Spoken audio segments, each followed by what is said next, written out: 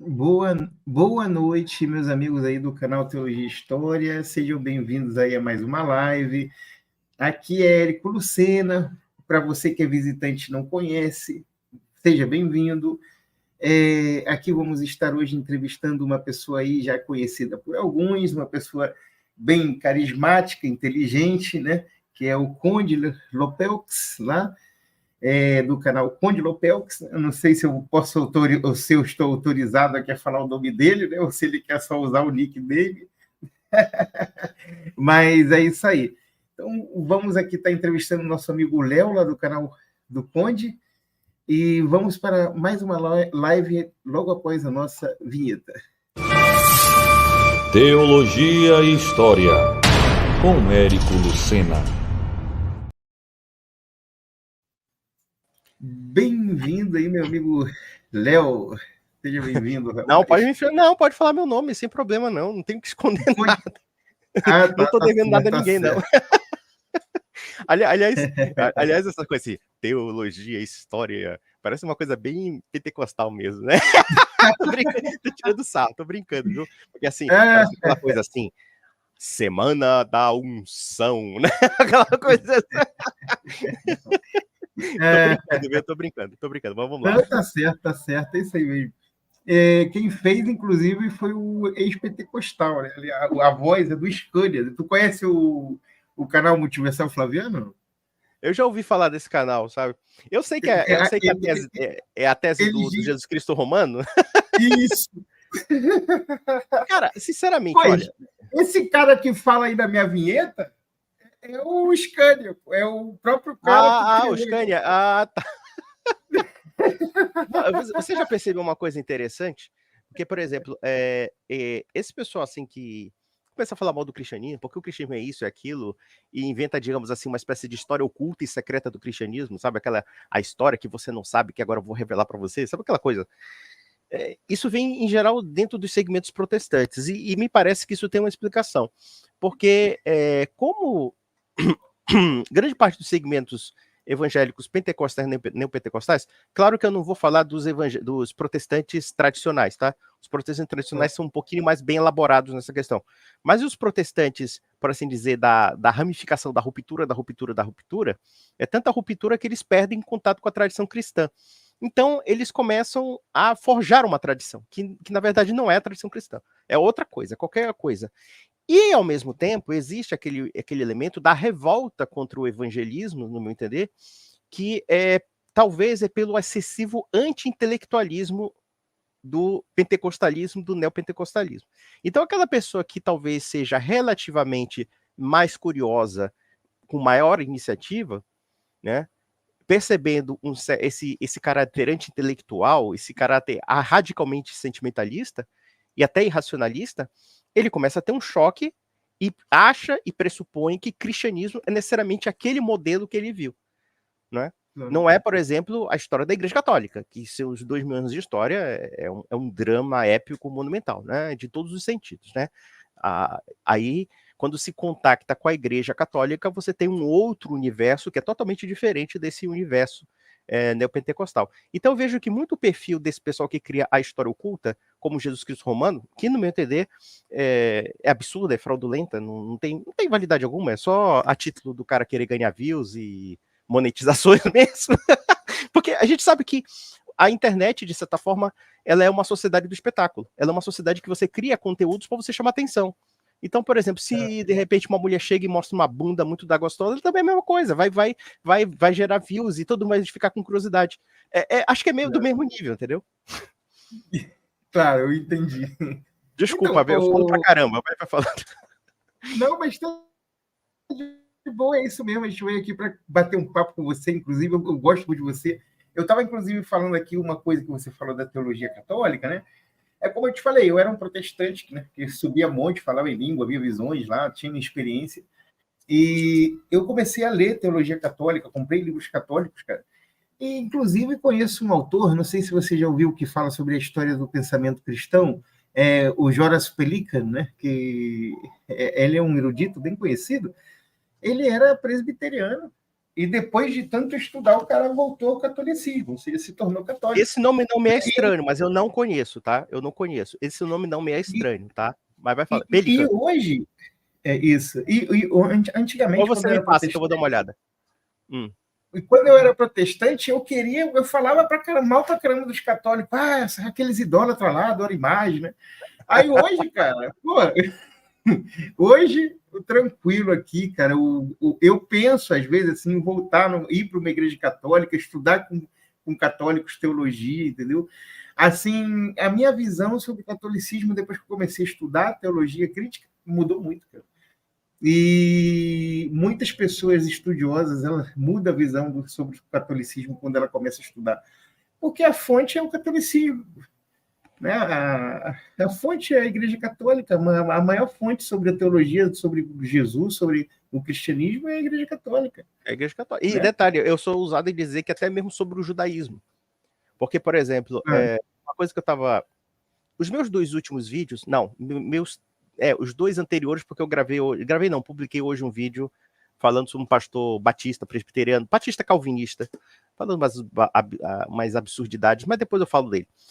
Que é o seguinte, por exemplo, os judeus, né, a tradição judaica, né, ou as tradições judaicas, porque na verdade o judaísmo é um componente emaranhado de tradições, muitas vezes nem sempre complementares, são muitas vezes contraditórias, né? O cristianismo, em muitos aspectos, consegue responder certas questões da Sagrada Escritura do Antigo Testamento de uma forma que os judeus não conseguem compreender. Eu acho interessante isso, acho impressionante. Porque, por exemplo, eu fico vendo assim, quando os rabinos falam sobre o cristianismo, o que eles falam é qualquer coisa, menos cristianismo e muito menos catolicismo. Né? São estereótipos que eles acabam se inspirando, muitas vezes, para falar de uma coisa que não é necessariamente verídica. Então, por exemplo, quando você vê a questão da história da Igreja Católica e da coerência da Igreja, até mesmo com certas promessas do Antigo Testamento, não somente as promessas messiânicas, mas até mesmo a questão da restauração, da redenção que a Igreja oferece, né? É uma coisa assim surpreendente, uma coisa impressionante mesmo, que, no meu entender, impacta muito a consciência judaica. Muito mais até mesmo do que as perseguições que os judeus sofreram, e evidentemente a gente não vai negar que os judeus foram vítimas de perseguições muitas vezes injustas, né? Às vezes justas, às vezes justas, isso é outro debate. Mas o fato, mas em geral injustas, né? Não estou dizendo que é porque eu digo assim, porque o judeu também nunca foi um povinho santinho, como eles gostam de retratar. Mas, claro, sofreram inúmeras vejações que são intoleráveis e inaceitáveis. Mas, muito mais do que isso, eu analisando, inclusive, as palavras desses rabinos, desses doutores da lei hebraica, são tudo fariseus, né? Em geral, a grande maioria, né? Mas não são todos, né? Eu percebo que eles deveriam ter uma outra ótica sobre a história cristã e sobre o cristianismo, porque se existe coisa genuinamente judaica, mas judaica no sentido da universalidade dos valores judaicos, foi o cristianismo. Não foi o judaísmo. O judaísmo não universaliza nada, o judaísmo continua sendo uma seita. Se você analisar bem, o judaísmo pensa como uma tribo, né, fechada em si mesma, cerrada em si mesma, né, pelo menos os setores majoritários do judaísmo, né, ficam fechados em si mesmo. Então, quem deu um certo impulso universal à fé judaica foi o cristianismo, e em particular o catolicismo. E por que eu coloco o catolicismo? Posso colocar o catolicismo oriental e o ocidental, podemos falar dos ortodoxos, das igrejas da sucessão apostólica, né? Mas eu penso que mesmo das igrejas orientais, claro que tem umas que são alinhadas a Roma, né? E você sabe, né, que são a Igreja Católica. Quando falamos de Igreja Católica, nós falamos da Igreja de Roma e mais 23 igrejas particulares, são 24 igrejas, né? 24 igrejas associadas à Igreja de Roma como chefia. Ao Vaticano, sim. A Igreja de Roma, a Igreja Latina, né? E você tem mais 23 igrejas, se não me engano, ou 24, agora não me lembro. É 23, se não me engano, são 24 no todo. E são as chamadas igrejas particulares, com seus ritos particulares, por exemplo, e ritos ortodoxos, ritos de ritos orientais, né? Alguns disciplinas eclesiásticas distintas, etc. Né? Mas fazendo uma comparação entre a Igreja de Roma, a Igreja Universal Católica e as igrejas ortodoxas, né? As igrejas ortodoxas, por exemplo, elas têm um problema sério, porque como elas são autocéfalas e são conciliaristas, o que é autocefalia? Cada chefe patriarca, ele tem um poder igual a outro chefe patriarca. Quando eles não se entendem, meu amigo, é uma briga nacionalista sem fim. É uma briga nacionalista sem fim. Agora a Igreja de Roma não. A Igreja de Roma ela soube conciliar o aspecto da particularidade, porque, por exemplo, se você chegar numa igreja greco-ucraniana, as pessoas vão assistir um rito de missa em ucraniano, em russo, ou qualquer coisa. Ou então você vai para uma igreja greco-melquita, você vai lá, língua grega ou árabe, e até mesmo aramaico. Existem igrejas cristãs ligadas a Roma que falam aramaico. No interior da Síria, na Síria. Então, eu penso que o catolicismo, ele soube personificar muito bem essas promessas, né? Personificar. Claro, muitas pessoas, quando atacam o catolicismo, não atacam o catolicismo, atacam uma caveira que inventaram, que é o catolicismo. Basicamente isso. Certo, é isso aí. Deixa eu só dar um oi aqui. Oi, Jonas. Oi, Álvaro. Álvaro, ele colocou aqui, ó. O Jonas botou aqui boa noite aí, Jonas. E o Álvaro, bem-vindo aí, o Álvaro. Obrigado por estar assistindo a gente aí. Ele comentou: o Scania e o Francis redescobriram a história, né? Aí aqui ele está falando por causa do Jesus romano, né? Ó, vamos analisar essa questão do Jesus romano, que eu já analisei alguns vídeos em crítica ao Antônio Miranda, aquele de cabelo gomalino lá, ele parece aqueles playboyzinho assim de periferia, do sabe? Teologia Reversa, né? E uma teologia nova. O cara que cria do nada, né? Cria da bunda isso aí. Mas vamos lá. Primeiro, Jesus Cristo romano. Vamos analisar a teoria desse pessoal. Pelo menos eu vi, dentro da opinião do Antônio Miranda, eu nem perdi nem tempo com o Scania, nem com o Francis, mas com o Antônio Miranda eu perdi tempo. Ele dizendo o seguinte, que o Jesus Cristo romano foi uma criação para subjugar o povo judeu. Só que existem vários problemas relacionados a isso. O primeiro deles é o seguinte: a religião cristã, ela não foi feita para os judeus.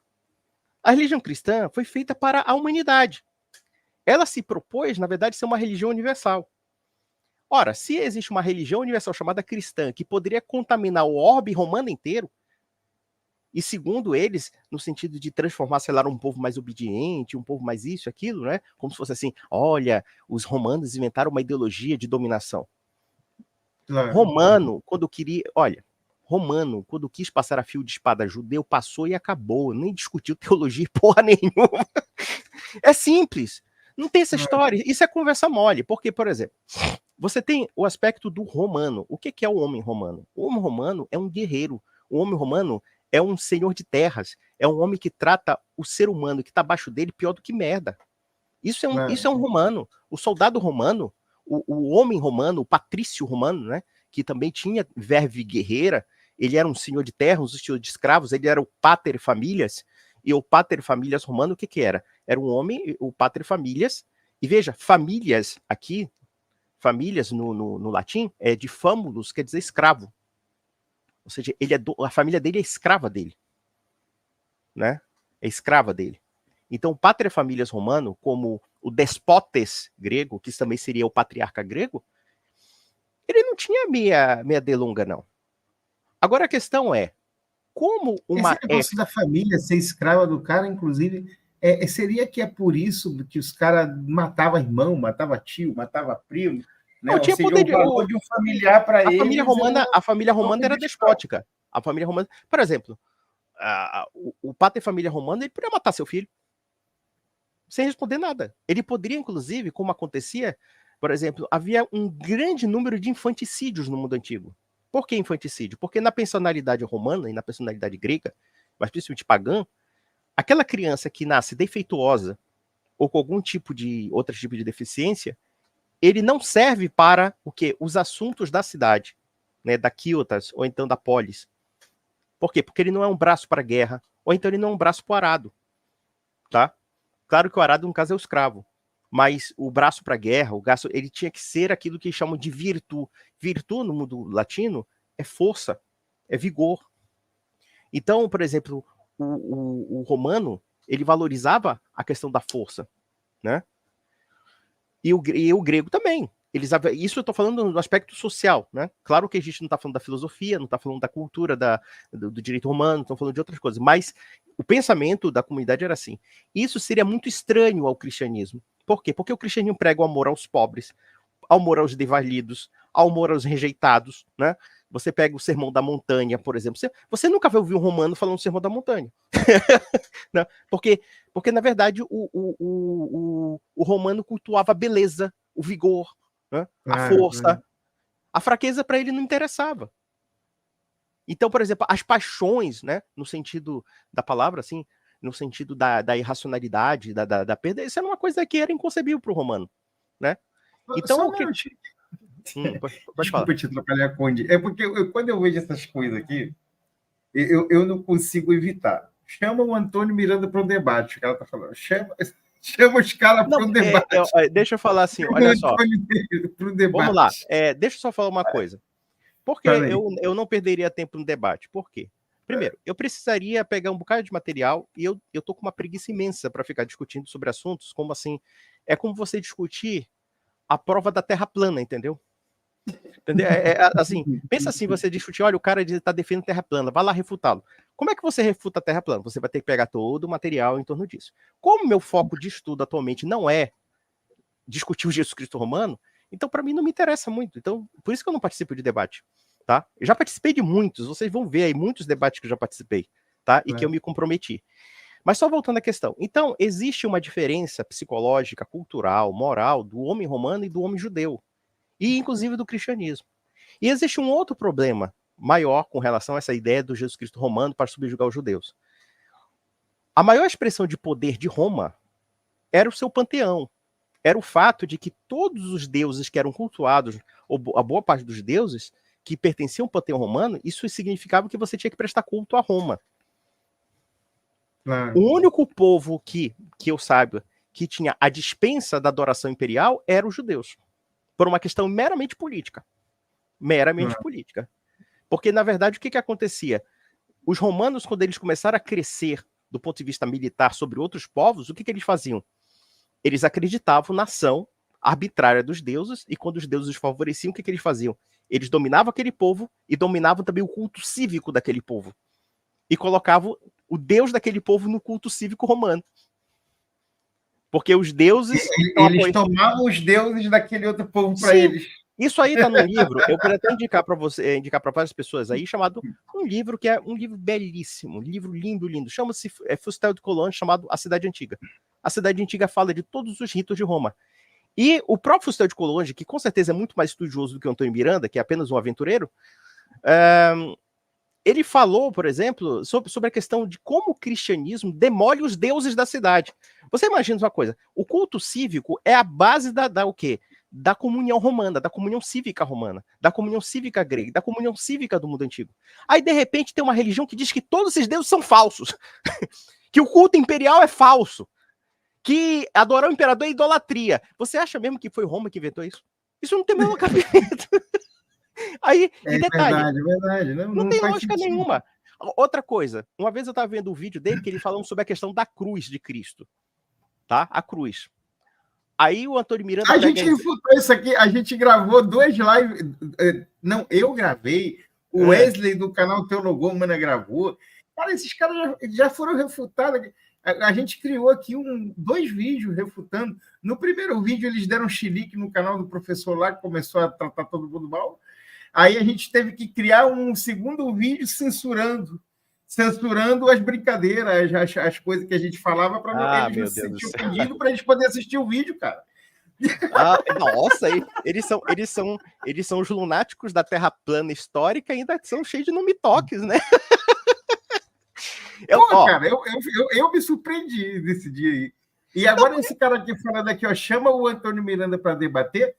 Ô, Anderson, o meu canal está aberto aqui para ele vir. Não na live do Conde, porque eu respeito meus convidados. Mas quando eu boto live aberta, ele pode entrar. Por que ele não vem? Por que ele me bloqueou no canal dele e não aceita eu entrar lá? Eu já fui lá, eu já tentei refutar ele lá ao vivo e o cara não me aceita mais. Né? Eu não fiz nada para o cara. Pô. Existe uma tática do Antônio Miranda, só uma observação, Érico, existe uma tática do Antônio Miranda que eu acho uma tática meio safada. Ele diz assim, entra aqui para me refutar. Aí você tem Antônio Miranda e 6 apaniguados dele te atacando ali. Na verdade, sabe aquele cara que diz que ele é macho com 6 capangas dele?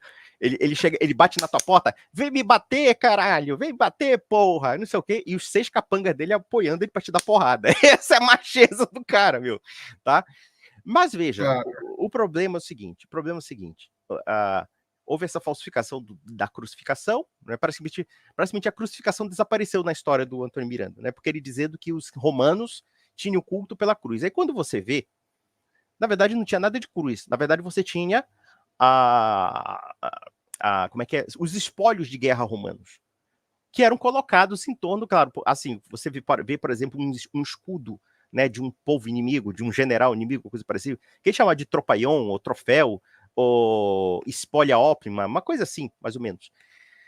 Cara, uma coisa é você colocar um escudo com o elmo do cara lá, e o formato de cruz é só para segurar o símbolo que está sendo carregado. Outra coisa é a crucificação romana. São duas coisas diferentes. Então, por exemplo, você querer fazer essa assimilação aí é a mesma coisa que dizer que tomada é a mesma coisa que focinho de porco. Essa é a lógica. Esse tipo de falsa analogia é muito comum na mentalidade protestante americana. Principalmente quando eles querem fazer profecias. Você conhece. Não sei o quê, porque... É por isso que essa teoria veio de um americano, né? Esse Joseph Atwill, esse Atwill. James Atwill, é uma coisa assim. Joseph Atwill, acho que é isso aí. Cara, a relevância que esse autor tem na academia é a relevância de um peido, cara. Não tem relevância alguma. Ele não é estudioso de nada, ele é simplesmente um sujeito, como nos Estados Unidos. Aliás, nós estamos importando dos Estados Unidos essas coisas, né? Dessa coisa de espetaculizar o cristianismo, né? Assim, inventar teorias das mais absurdas para vender. Você tem o cara que vende a Terra plana, você tem o cara que vende o Jesus Cristo romano, você tem o cara que diz que o Natal não foi no dia 25 de dezembro. Essas bobagens todas. Essas tolices, tudo importado dos Estados Unidos. Tudo importado dos Estados Unidos. Olha, meu Deus, Estados Unidos é uma merda. Mas vamos lá. Aqui, boa noite, Paulo Marques, boa noite, Jonas, obrigado aí. Álvaro aqui fez outro comentário bacana aqui, ó. A picaretagem desses caras é tão ridícula que eu já vi um deles sustentar que Justino era propagandista de Roma. O cara fez uma obra detonando as elites romanas, chamada Apologia. Pois é.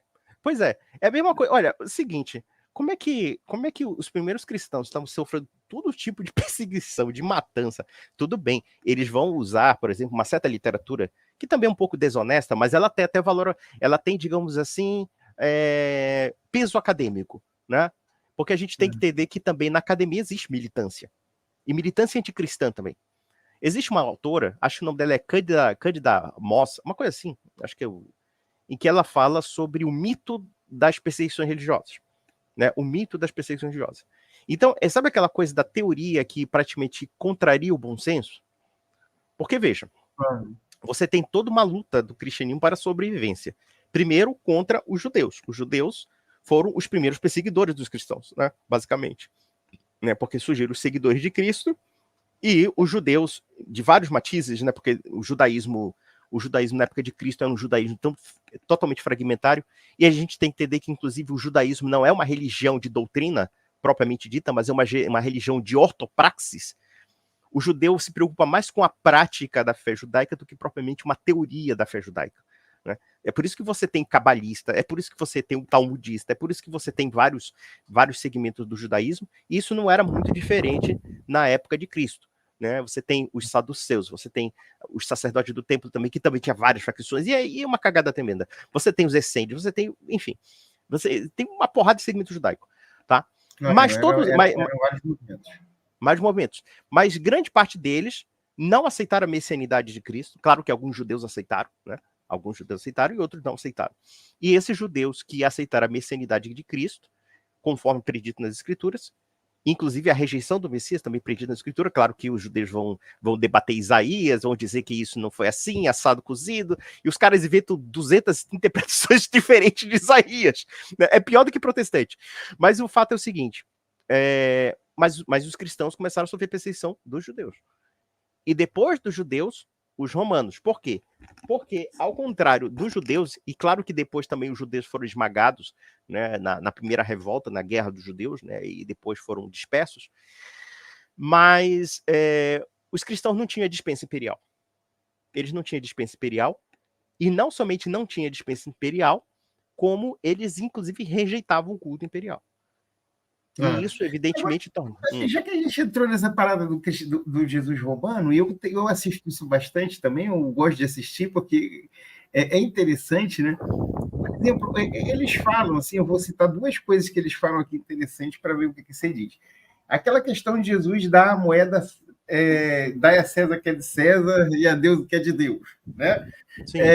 Eles dizem ali que Jesus ele está dizendo que é para dar imposto a César. Aí Jesus diz assim, se alguém tirar de você a capa dele, também a túnica. Ou seja, é para dar, porque quem pedia, né? Eles interpretam como sendo soldados romanos, porque o soldado romano ele podia vir pegar... Onde é que está na Bíblia isso? Isso aí está na cabeça do Antônio Miranda. Ele inventou uma relação que não existe. Porque o termo grego, quando você vai analisar no grego, era usado no grego clássico para poder se referir a uma autoridade que te obrigava a andar uma milha, ou te obrigava a tomar capa, pegava a capa, porque, sei lá, estava com frio, ia fazer uma viagem longa, entendeu? Aí os caras tinham essa autoridade, eles podiam fazer você andar com eles uma milha. Aí ele falava, anda então 2. Né? Então, assim, ele está dizendo, então eles estão favorecendo os romanos. Né? Só que... Aí eu faço uma pergunta muito simples. Então, que porcaria de religião é essa que é tão submissa a Roma que diz que o imperador romano não é porra nenhuma? Claro. Não, porque, veja, a questão do empréstimo do grego, você tocou na questão do grego. Veja, nós temos que entender uma coisa. Nós temos que entender duas coisas sobre a relação do evangelho grego, tá? Primeiro, você quer traduzir uma linguagem judaica para o grego. E para o imaginário grego. E para o povo que falava grego. E grego koiné, que era o grego comum do Império Romano do Oriente. Tá? Esse é o primeiro ponto. O segundo ponto é o seguinte. As alegorias simbólicas do cristianismo que podem ser emprestadas do mundo grego, tá? Não querem dizer necessariamente ali, tá? Não querem dizer necessariamente ali que você está se referindo diretamente a uma autoridade, mas ser uma pessoa que exerce um poder sobre você, porque o entendimento bíblico é esse, né? Você tem, por exemplo, um cara, te dá um tapa na cara, oferece outra face. O que significa oferecer outra face? É oferecer outra face literalmente? Evidentemente que não. Jesus Cristo não está dizendo que você tem que apanhar que nem um condenado. Ele não está dizendo isso. Ele está dizendo que se uma pessoa te agride, você tem que ter o bom senso suficiente e você tem que ter uma reserva moral suficiente para perceber que ele é um estúpido. Aqui está a armadilha da mensagem. Por exemplo, quantas pessoas não te ofenderam injustamente e o que você fez? Você quer saber? É um baita do idiota. Por que eu vou dar bola para ele? Porque eu vou me alimentar do mesmo ressentimento que ele se alimenta. A questão espiritual e a questão filosófica que tem implícita ali é muito mais profunda do que essas interpretações porcas de igreja submetida ao Império Romano. Para! Aliás, outra coisa, sobre a questão de César e de Deus, né? Dá a César o que é de César e a Deus o que é de Deus. E veja que aquilo é uma armadilha que os fariseus fizeram contra Cristo. Por quê? Porque testaram a lealdade a ele aos judeus ou a lealdade ao templo. Tá? Jesus Cristo ali dá duas mensagens interessantes. Uma, que os fariseus não tinham moral para falar de tributo a César porque eles já pagavam tributo a César. Eles não aceitavam dominação romana? Aceitavam. Seguravam as rédeas lá, ficavam lá na política da boa vizinhança, contendo os radicais judeus e ao mesmo tempo lá prestando culto a Roma? De alguma forma, sim. Não, talvez não fosse um culto religioso, mas era um culto político. Tá? Esse é o primeiro ponto. E ao mesmo tempo, o culto do templo.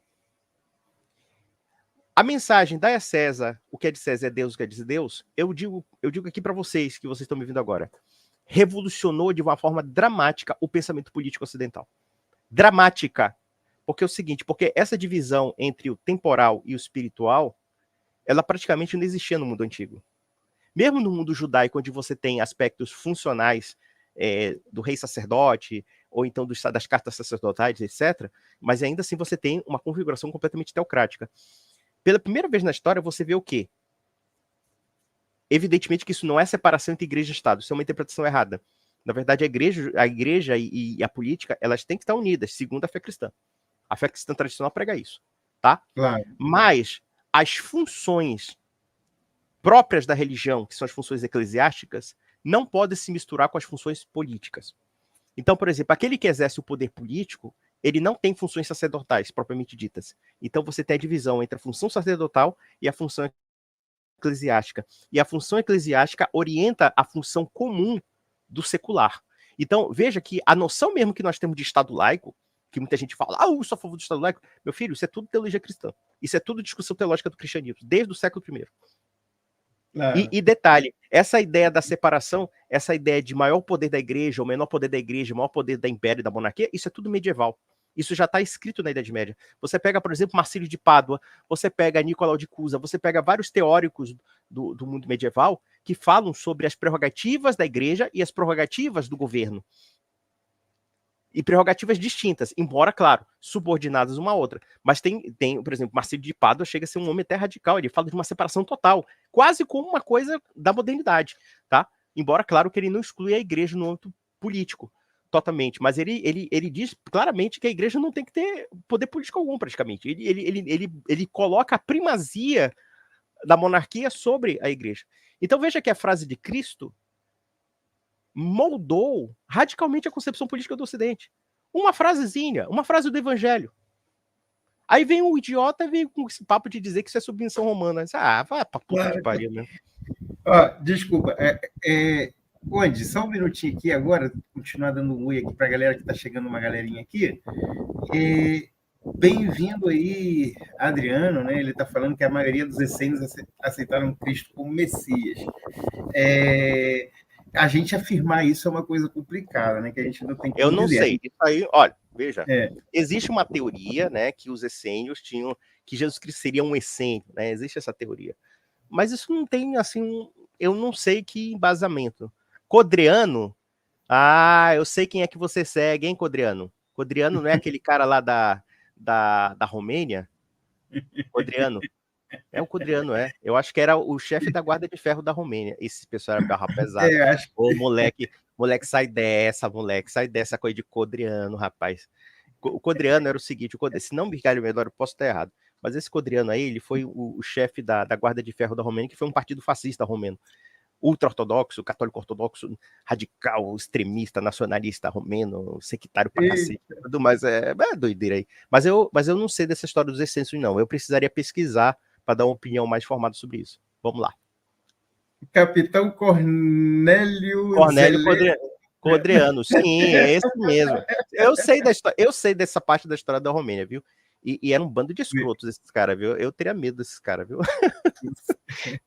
Aí o Alisson aí, ó. Boa noite, Alisson, obrigado. Aqui uma coisa relevante que ele falou, que apesar do canal da Multiversal Flaviana lá, o Conde ser pequeno, né? O Antônio Miranda, ele abraçou a teoria deles. O Antônio Miranda, a fonte do Antônio Miranda é Multiversal Flaviana, entendeu? É o papagaio da Multiversal Flaviana. É isso que eu ia falar, papagaio de pirata. Nenhuma teoria original o cara botou. Ou seja, ele viu ali, pegou tudo pronto e começou a defender. Tudo. Porque eu vejo o seguinte, por exemplo, tem coisas que eu acho que até que são primárias no Antônio Miranda. Vamos pegar um caso, por exemplo, a questão do Deus do Antigo Testamento, tá? Deus no Antigo Testamento, algumas práticas judaicas que para nós são bastante, assim, estranhas, digamos assim, né? Deus manda matar povos inteiros, esse tipo de coisa. Só que existe um problema no raciocínio do Antônio Miranda, porque quando ele faz esse juízo valorativo, ele também já falou que a moral é relativa. A moral é de cada povo. Bom, se a moral é um conceito de cada povo e você não tem um princípio universal que você possa fazer um juízo de valor sobre, digamos, a ação moral desses povos, então por que você está julgando o fato de um povo matar em nome de Deus? Não tem muito sentido. Ou você tem uma premissa de que existe algo universal que você tenha que defender e que, portanto, se você acha que aquilo é absolutamente abominável ou não, ou então, simplesmente você não tem que afirmar absolutamente nada. Né? Então, esse pessoal não sabe fazer assim a seguinte conceituação crítica, até mesmo de forma filosófica, né? Porque a questão aí é também filosófica, é uma questão até metafísica, digamos assim. A palavra metafísica dá arrepio para os ateus, né? Porque eles não sabem nem o que é isso. Mas você está discutindo sobre princípios, sobre fundamentos que descreve, digamos assim, o conjunto da realidade, o que pelo menos fundamenta uma orientação para a realidade, né? E isso no plano moral também, né? Mas aí, quer dizer, e muitas dessas interpretações, elas são muitas vezes, assim, vagas, elas são muito porcas, elas são interpretações de almanaque. Esse pessoal acha que tudo que esse pessoal fica dizendo, eles acham que o cristianismo não conseguiu responder nada. É basicamente isso. Esse pessoal acha que a Igreja Católica não respondeu nenhuma pergunta sobre isso. Claro que respondeu tudo. Claro. As tradições religiosas responderam isso, né? Vamos lá. Vamos ver aqui. A Jussara me perguntou aqui por que eu não vou mais lá no canal do Antônio, só para esclarecer, ele que me bloqueou, tá, Jussara? Ele não quer que eu entre lá, eu não sei porquê, não sei se é medo, né? Não sei o que é, mas fala para ele lá me desbloquear, me convidar que eu volto, não tem problema. Deixa eu ver aqui, quem mais? O Codriano, o Bad Gui, obrigado, Bad Gui, Paulo Marques está aí com a gente, obrigado aí.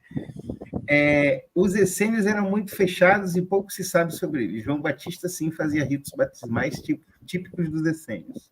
Olha, essa questão da semelhança dos ritos de passagem, né, os ritos de lavagem em geral, né, a gente tem que ter muito cuidado, porque, por exemplo, se você pegar esses ritos de purificação, eles se repetem em várias culturas também. Né? Eles se repetem em várias culturas. Como também existem até cenas da Bíblia que se repetem em várias culturas que a Bíblia nunca teve contato. Eu vou dar um exemplo clássico disso. É muito comum ateu todinho dizer: o dilúvio foi uma cópia dos livros da Suméria. Você já ouviu falar dessa história, né? De que a fábula de Gilgamesh e não sei o que, aquela coisa. Cara, o dilúvio é uma história que é encontrada em várias mitologias. E o que isso prova na prática? Prova que os judeus plagiaram esses povos? Não. É que provavelmente talvez tenha existido no dilúvio mesmo, tá? Não, e até os geólogos, acho que é geólogos, eu não sei, esses caras que ficam fazendo teste na Terra, né? Eles acharam uma cratera lá, um lugar lá, e dizem que pelo menos uma inundação muito grande houve. Né? Uma inundação, por mais cético que o cara seja, negar a inundação, né? Algo que até a ciência já testou, né? Ou seja... veja, a gente tem que entender uma coisa. Existe um fenômeno catalogado por várias culturas, tá? E cada cultura conta a sua história. Os astecas, se não me engano, parece que tinham também essa tese. Os gregos tinham a tese do dilúvio universal. E que atribui-se, no caso, à maldade humana. Literalmente isso. Porque acreditava-se realmente que certos fenômenos eram uma forma de punição divina. E você também tem, enfim, em várias culturas. Da mesma forma, a gente pode pegar a questão do batismo, a questão da purificação da água. A purificação da água você pode encontrar em várias culturas, acredito eu. Tá? O que não quer dizer necessariamente, por exemplo, nós vamos falar no caso dos essênios, né, da questão da purificação. A mulher judia também tem rituais de purificação, também tem vários tipos de purificação que se usa os banhos, por exemplo. Né? Mas eu, particularmente, teria que estudar sobre a história dos essênios, porque os essênios eram o quê? Eu poderia até dizer que existem certas coisas dos essênios que lembram muito o monasticismo cristão. Por exemplo, os essênios viviam isolados no deserto. Isolados lá, né? Como se fosse assim, dentro assim, como se fosse assim, uma voz do deserto lá, perdidos lá, rezando, meditando e vivendo como monásticos. Né? Como hoje, por exemplo, nós temos as ordens monásticas, né? Dos nossos prelados, dos nossos monges, né? Que faziam também esse tipo de vocação. Então, nós podemos dizer que, de alguma forma, o monasticismo cristão, o monaquismo cristão, ele tem uma origem judia. Porque você encontra povos judeus, segmentos judeus que fazem esse tipo de prática. Ainda que, evidentemente, um tipo de prática monástica ou ascética, ou então uma prática mística, como de fato você isolar no deserto e meditar sobre Deus ou coisa parecida, você percebe que ele ganha novos contornos e ganha novos tipos de vivências, né? Então você tem essa questão do monasticismo. E o monasticismo também você encontra em culturas que não são cristãs, por exemplo. Então, isso aí, essas questões aí, a gente tem que entender o seguinte, não quer dizer que o batismo tenha sido inspirado pelos essênios, tá? Mas que esses rituais de purificação são uma constante na história dos povos antigos. Claro. Só um oi aqui para a Jussara. Jussara, eu te respondi lá, Jussara. Mas aqui um oi, obrigado pelo carinho. Essa Jussara é do Rio de Janeiro também? Tá do Rio, né, cara? Tô no Não Rio, né? sei, cara. Eu sou carioca. Ah, tá. Carioca que é carismático assim como a gente, que gosta de ficar tirando onda com os outros, né? Não, tranquilo. Opa! Ó, aqui o Gui, ele perguntou o seguinte para você. Conde, existe uma contradição do Deus do Antigo Testamento e o Novo? Não, absolutamente não. O que existe, talvez, é o seguinte: são Deus atuando em várias circunstâncias distintas. E nessas circunstâncias distintas, ele age conforme a sua providência dentro dessas distinções. Então, por exemplo, você tem... vamos pegar uma coisa interessante da sua pergunta, que isso me lembra até mesmo uma velhíssima heresia do século II, que foi a heresia de Marcion. Você conhece, né, a heresia do marcionismo, né? Que Marcion, por exemplo, ele dizia que nós deveríamos seguir somente o Novo Testamento e não o Antigo Testamento, porque o Antigo Testamento Deus era muito mau. Literalmente isso. Essa mesma curiosidade, né? Só que, assim, a igreja não aceitou, evidentemente, porque ela quebraria o aspecto profético. Rio Grande do Sul. Eu nasci no Rio Grande do Sul, viu? Eu sou gaúcho de nascimento. Eu nasci em Canoas, na cidade próxima de Porto Alegre. Mas vamos lá. Mas, assim... Então, por exemplo, a questão do Antigo e Novo Testamento é interessante, né? Porque esse questionamento que você fez surgiu na história do cristianismo e surgiu como uma heresia, inclusive. Por que uma heresia? Marcion negava a validade do Antigo Testamento. Ele dizia que a gente deveria esquecer e só ficar dos evangelhos. Só que o problema é que o Antigo e o Novo Testamento, eles são indissociáveis. Até porque existe o quê? Existe todo um processo para chegar à figura messiânica de Cristo, que está no Antigo Testamento. Inclusive, essa noção Antigo e Novo Testamento, se não foi o próprio Marcion que criou. Só que a igreja aproveitou isso e fez essa distinção, só que com uma outra interpretação, né? Pois bem, aí você me pergunta se o Deus do Antigo Testamento é mau. Não, ele não é mau. Ele age conforme povos que são absurdamente bárbaros e escrotos. Se você pegar o povo judeu, como também os povos que o povo judeu guerreou, matou, etc., todos eles tinham um certo nível de barbaridade. E talvez Deus, naquele contexto, deveria ser um pouco um tanto duro. Mas você percebe que no decorrer do processo da revelação, Deus cada vez mais se torna mais amável, mais orientador, mais, né? Por exemplo, quem é que vai dizer que nos salmos, nos provérbios, nos livros proféticos, nos livros sapienciais, não há uma sabedoria que até hoje nós seguimos? Então a gente tem que entender o seguinte: existe o Deus da dureza, o Deus da justiça, né? Que é por isso que nos assusta. Porque o Deus da dureza, da justiça do Antigo Testamento, ele é um Deus assim, né, que parece até ser implacável. Mas pense também num povo também que não era fácil. Claro. Por exemplo, vamos pegar o caso... Era um pouco complicado, né? O próprio povo judeu era um pouco complicado. É complicado até hoje, imagina naquela época. Mas assim, você é meio contraditório. Sabe uma coisa que eu me questiono? Eu tenho que reciclar muita coisa da minha fé ainda, quando eu sou um herege declarado, tá? Então, assim... Não tem problema, fica à vontade. Me deu um desconto. Ergo te absolvo. Vamos lá. Por exemplo, né, lá no Antigo Testamento, Moisés sobe no monte, aí ele recebe as leis, aí lá está escrito, não matarás. Aí o cara desce, o povo está adorando o bezerro de ouro e ele mata a metade. Não, veja, quando você fala do não matarás... Não, até que não. Porque é o seguinte, quando os 10 mandamentos... E, na verdade, você sabe que não existe uma descrição clara do que é 10 mandamentos. Não existe um tópico chamado 10 mandamentos. Isso é uma questão criada da tradição, tanto judaica como a cristã. Na verdade, é o seguinte. Quando se fala não matarás, na verdade, você está falando do quê? De matar um inocente. Né? Claro. Matar um inocente. Quando há a questão do pecado da idolatria, o que estava em jogo ali era a ameaça da existência do povo judeu. A gente tem que entender a religião não pelo prisma como entendemos hoje. Porque a gente entende muitas vezes a religião no sentido de uma coisa privatizada. Né? Como se fosse assim, sabe? Olha, eu sou do PT, eu sou bolsonarista, eu sou, sei lá, do PSDB, é como se a religião fosse tratada como se fosse uma ideologia. Mas os povos daquela época, na verdade, nem daquela época, os povos de até 200 anos atrás não pensavam assim. Até a época da Revolução Francesa, a maioria das pessoas acreditava piamente que a religião era um elemento da vida pública, o culto a Deus era um elemento da vida pública, tá? ou da vida social, da vida que gerava coesão comunitária, dentre outros, claro, outros elementos intermediários do poder, mas os princípios, propriamente dito, eram inspirados na ideia da divindade e da ideia, inclusive, de uma transcendência religiosa.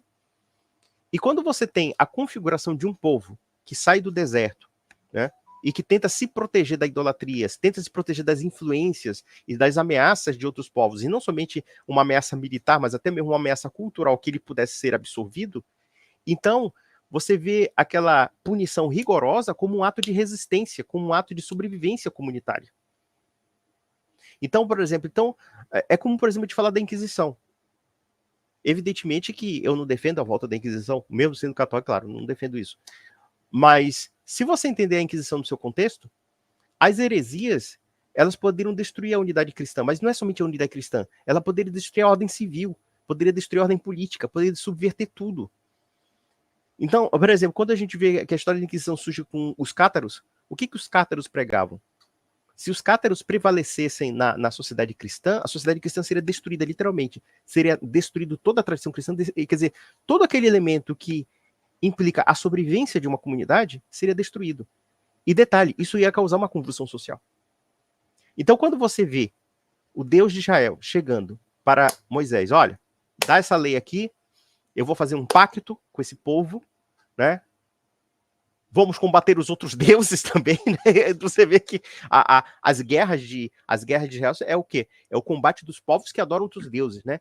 Aliás, inclusive, isso é muito parecido com a visão que havia também dos próprios pagãos, né? Que você tinha um deus lá que te defendia combatendo outro deus, ou então, no caso romano, se apropriando do deus do outro povo e obrigando ao culto cívico. Olha só a coisa interessante. Então, o que acontece? Então, era mais ou menos isso. Então, por exemplo, a energia da legislação hebraica, e mesmo as regras da legislação hebraica, no caso da Torá, elas serviam justamente para manter essa coesão e manter a disciplina do povo eleito contra as influências externas, contra as influências de povos pagãos que poderiam perverter o sentido da missão do povo judeu, do povo hebreu, no caso. Claro, e tem todo um conceito de justiça e injustiça também nisso aí, né? Porque sim. Ainda que, não matar o inocente, mas podia matar o ímpio, o perverso, o bárbaro. Sim, não tem leis. Na mesma lei que você diz que não matarás, ou seja, não assassinarás ou não matarás uma pessoa inocente, tá? Evidentemente que não está descrito claramente ali, mas é basicamente não assassinarás no sentido de você matar de uma forma arbitrária, mas você tem exceções. Você tem punições contra a blasfêmia, você tem punições contra adultério, você tem punições contra a homossexualidade, que é a pena de morte. Alguém vai dizer assim, nossa, que horror, apedrejar adúltero, apedrejar homossexual, ou pelo menos, veja que esse termo homossexual não faria nem sentido no mundo antigo, diga-se passagem, né? Esse termo homossexualidade é uma coisa moderna. Na verdade, o que se condenava não era o cara ser alguma coisa, né? Porque não existe um ser homossexual, existe uma pessoa com prática homossexual, né? Com prática homossexual. Nós somos homens e mulheres, né? Quando dizemos que somos héteros é porque temos o quê? Uma prática conforme aquilo que é... Isso é um tema polêmico, hein, Conde? E aí, o que tu acha da cura gay? Eu discordo radicalmente disso. Eu não acho que o homossexualismo... Desculpa eu te perguntar, com todo respeito, você falou sobre a prática, né? Por que eu perguntei da cura? Eu conheço um evangélico, né, que anos atrás, quando eu me casei, né, já vai fazer mais ou menos 9 anos isso aí, ou 9, 8 anos atrás, que eu me divorciei aproximadamente. Faz uns 11 anos que eu me casei, 11 anos atrás, certo? O meu casamento durou pouco tempo, não foi muito bom. Sim. Nesse tempo que eu era casado, o cara ia para a igreja todo de bunhecado, né? Ele era um gay, dava para perceber que ele era afeminado, né? Sim. E passou anos, eu me divorciei, vim embora para cá, para o Rio de Janeiro, tudo isso. Depois eu voltei lá para a Bahia para tentar ficar perto das minhas filhas. Isso foi fazer uns 5 anos atrás. Quando eu voltei para lá, esse cara, ele estava um homem, não era mais desmunhecado, casado, com filhos. Sim. Tá? O que ele fez? O que ele fez? O que acontece com muita pessoa que vem com esse desejo, né? Ele tem um pouco mais de hormônio feminino, né? Só que o cara nasceu um homem com sexo masculino e tem aqueles hormônios femininos dele ali mais aflorados. O cara, em vez de corrigir o problema dele, que é hormonal, tomando hormônio masculino, O que ele faz? Ele toma hormônio feminino para poder crescer peito e tudo isso. Então, o cara vira, de fato, uma mulher. Né? Mas se ele é naturalmente um homem e ele faz a mesma coisa que esse homem que eu falei para você fizesse, né? Que ele fez isso. Ele se corrigiu como? Ele teve ajuda psicológica da igreja, oração, e ele tomou hormônio masculino. E Olha, ele veja uma... automaticamente parou de ser aquele desmunhecado feminino, né? Os Sim. hormônios masculinos dele voltaram a funcionar e o cara praticamente foi curado. Ou seja, ele é um gay, ex-gay. Eu não gosto da palavra cura, Exato. porque é o seguinte, porque, olha só, porque cura, porque é o seguinte, quando se fala cura é porque existe uma doença. Eu não acho que a homossexualidade seja uma doença. Eu acho que a homossexualidade é um vício. É um vício. É um vício comportamental, como, por exemplo, o homem pegar a mulher do vizinho. Tá? Tudo bem que a gente tem uma hierarquia de coisas que a gente pode catalogar, né? Um homem, com certeza, tem aspectos que são contrários à natureza biológica, à natureza até mesmo da ordem natural das coisas, que realmente podem perverter até demais, tá? Mas, por exemplo, um homem que tem vício em pornografia, um homem que tem vício, sei lá, em várias coisas, né, em sexo, obcecado por sexo, ou pensa em sexo 24 por dia, ele é uma pessoa viciada também. O que há, na verdade, são vícios, são maus hábitos, são maus costumes, que, claro, que também tem a ver com mais inclinações. Veja que a homossexualidade tem várias explicações. Ela não tem somente explicações hormonais. Evidentemente que há problemas hormonais que podem levar a pessoa a ser um pouco efeminado, tá? O problema é que, independentemente de haver ou não pessoas com tendências homossexuais, é que nós temos uma crise. Nós não temos somente uma crise moral, uma crise espiritual, mas também uma crise de uma visão ontológica do ser humano. O que é a visão ontológica? É que o ser humano, ele existe em conformidade a uma ordem das coisas, né? Existe uma conformidade de fatores que definem o que somos ontologicamente. Ou seja, on vem do ser, né? O que nós somos, né? Como seres humanos. E quais são os atributos que nós somos como seres humanos? E um desses atributos é o sexo. O problema é que nós temos ideologias que querem destruir a dignidade do ser humano. Porque quando esse pessoal acha que, vou pegar um homem com todos os atributos genéticos, físicos do homem, pode ser que ele tenha um problema hormonal, pode ser que ele não tenha, pode ser psicológico mesmo, como eu já conheci várias pessoas, tá? Por exemplo, eu conheci, em geral, eu tive muitos amigos homossexuais, tá? Não tem nenhum problema de conversar com... Eu tive um amigo meu, acho que foi talvez um dos melhores amigos que eu já tive na minha vida. Infelizmente faleceu, né? Morreu muito novo, muito jovem. E era um sujeito que eu saía tomar uma cerveja com ele, numa boa. Não tinha, muita gente pensava até que eu era amante dele. Isso, né? Tu é feio pra caralho, não gosto de homem mesmo, não tem problema. Não tô nem aí. Uma vez, foi até interessante que quando ele... Assim, uma vez eu conheci, achei o cara legal, o cara muito culto, tinha uma conversa muito agradável, muita gente boa. Aí tem uma vez que ele me levou pro teatro, porque ele era ator de teatro. E aí, a primeira coisa que o pessoal pensou, perguntou pra ele, é teu namorado? E aí ele veio até me pedir desculpas. Aí disse, porra, cara, você acha que eu tô preocupado com esses bofs aí, cara? Eu tô cagando, cara, eu não sou viado mesmo, pô. Foda-se. Então eu tô cagando, você é meu amigo, acabou. Entendeu? Então eu conheci, e o que acontece muitas vezes no perfil do homossexual, de muitos homossexuais? É que muitas vezes existe um problema até mesmo dos papéis, das referências entre o pai e a mãe. Né? Uma coisa que eu vi muito em certos homossexuais, claro que não são todos homossexuais, isso aqui também não entendo isso como uma regra, porque isso aqui, nós estamos falando da psique humana, e a psique humana é muito complexa para você definir isso, mas você pode ver algumas coisas interessantes. Muitos desses homossexuais tinham problemas com a figura paterna. Com a figura paterna. A figura paterna ele é muito ausente. Quando não era ausente, era uma figura apagada. Não era aquela figura que inspirava, sabe? Porque, por exemplo, um homem... Porque quando nós somos crianças, nós temos no pai um modelo de homem. Um modelo do que nós queremos ser de alguma forma. De alguma forma, eu tenho coisas do meu pai. Como você tem coisas do seu pai. Mas parece que nesses indivíduos, a figura paterna passa um pouco ausente. E, ao mesmo tempo, existe o excesso da mãe, sabe? A permissividade da mãe. Né? A mãe domina o sujeito de tal forma que ele não consegue ver outra mulher senão a mãe dele. Se bestar, eu digo assim, eu até brincava com esses meus amigos gays, vocês vão acabar comendo a mãe de vocês. Eu brincava, zoava assim, vão comer a mãe de vocês, cara, vocês só falta comer a mãe de vocês, pô. Porque é tanta paixão pela figura materna que parece que não tem outra mulher na vida. Claro. E por outro lado, parece também uma carência de homem, né?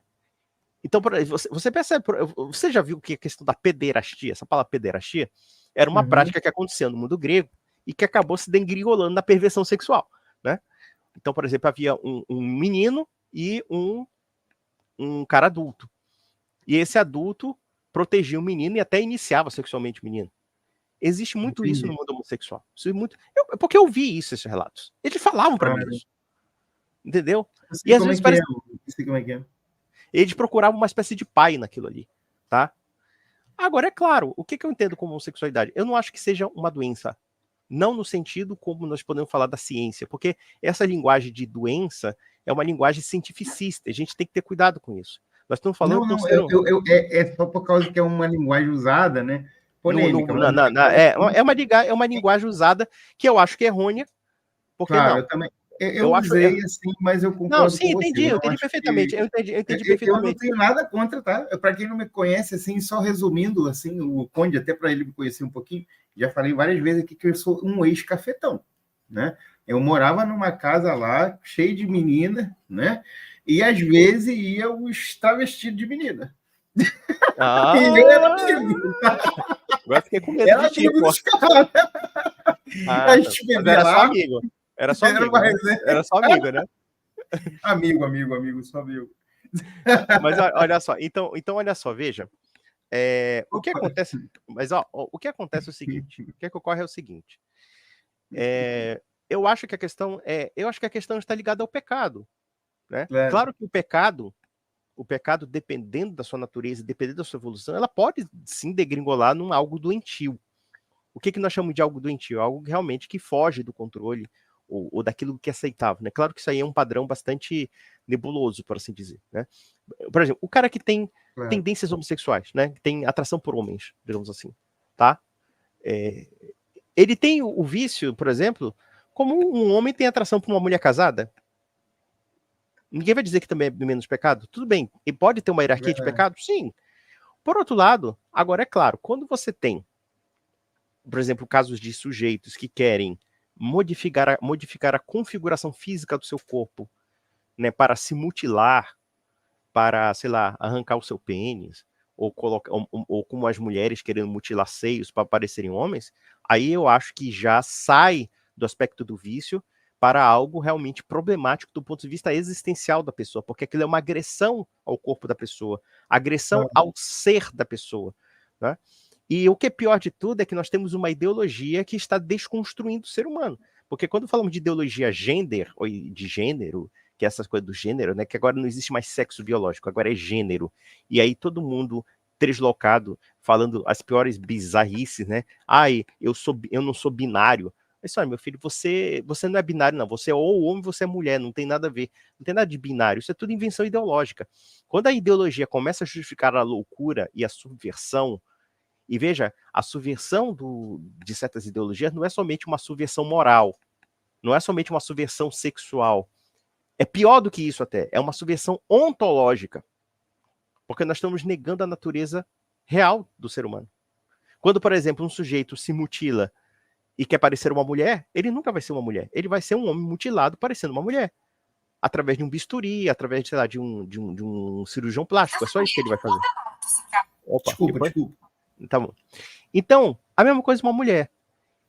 E eu acho que o homem trans, ou seja, a mulher que quer ser homem, ou o homem que quer ser mulher, eles atacam a integridade daquilo que eles são. Mas isso é parte de uma sociedade que já perdeu um conceito de ordem. Nós vivemos realmente uma sociedade que tem uma mentalidade caótica do ponto de vista do comportamento humano, do ponto de vista moral e do ponto de vista da compreensão do próprio homem. É por isso que certas permissividades são aceitas. E a tendência é piorar, porque querem pegar criança. Pô, não, já está piorando, Conde. Esse canal aí da Multiversal Flaviano, né? O Francis se juntou com o Christian, né? Que tem um canal lá, Cristão Eu, né? Que é um ateu, ele não é cristão. E eles gravaram um vídeo com um título assim, você procura lá depois para você assistir. E aí você aproveita de fazer teu react, que eu já estou fazendo o meu, né? Ó, por que Jesus tirou a roupa na Santa Ceia? Mas onde é que tá essa cena? Onde é que tá essa cena da roupa tirar a roupa? E João, Jesus, ele tira a roupa. Assim, o texto dá a entender isso, mas se você ler o contexto, não é isso, tá? Só que eles deturpam para favorecer. Vou dar uma lida agora, né? Qual é o capítulo, né, João? Que eu vou dar uma conferida nessa palhaçada.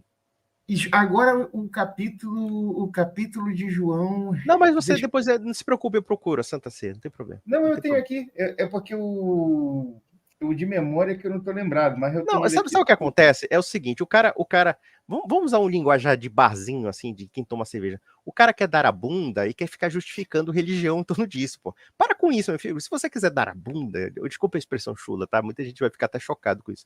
Se você quiser dar o seu traseiro para alguém, tá? Isso é problema seu. Mas não meta Jesus Cristo no meio. Jesus Cristo não tem nada a ver com isso, meu filho. Jesus Cristo não seria... Olha, se Jesus Cristo condenou o adultério, condenou a prostituição, pregou o casamento indissolúvel, aí, claro, vai se discutir que ele não diz isso, tudo. Não, mas a igreja entende isso e acabou. Então, se a igreja entende, eu entendo. Se ele pregou tudo isso, e se ele é o Deus encarnado, e se ele criou homem e mulher à imagem de Deus, então, meu filho, é inescapável. Se você quiser dar o seu fiofó, isso é licença poética sua. Não meta a Bíblia no meio, cara. Não beba. Não toque no sagrado. É muito feio você tocar no sagrado, sabe? Exatamente. Não fique sacrado. Só pegar uma coisa. É João capítulo 13. João capítulo, tá bom. Vou dar uma lida depois. É o seguinte. Não sacralize a sua bunda. Sua bunda você serve pra cagar, meu filho. Para!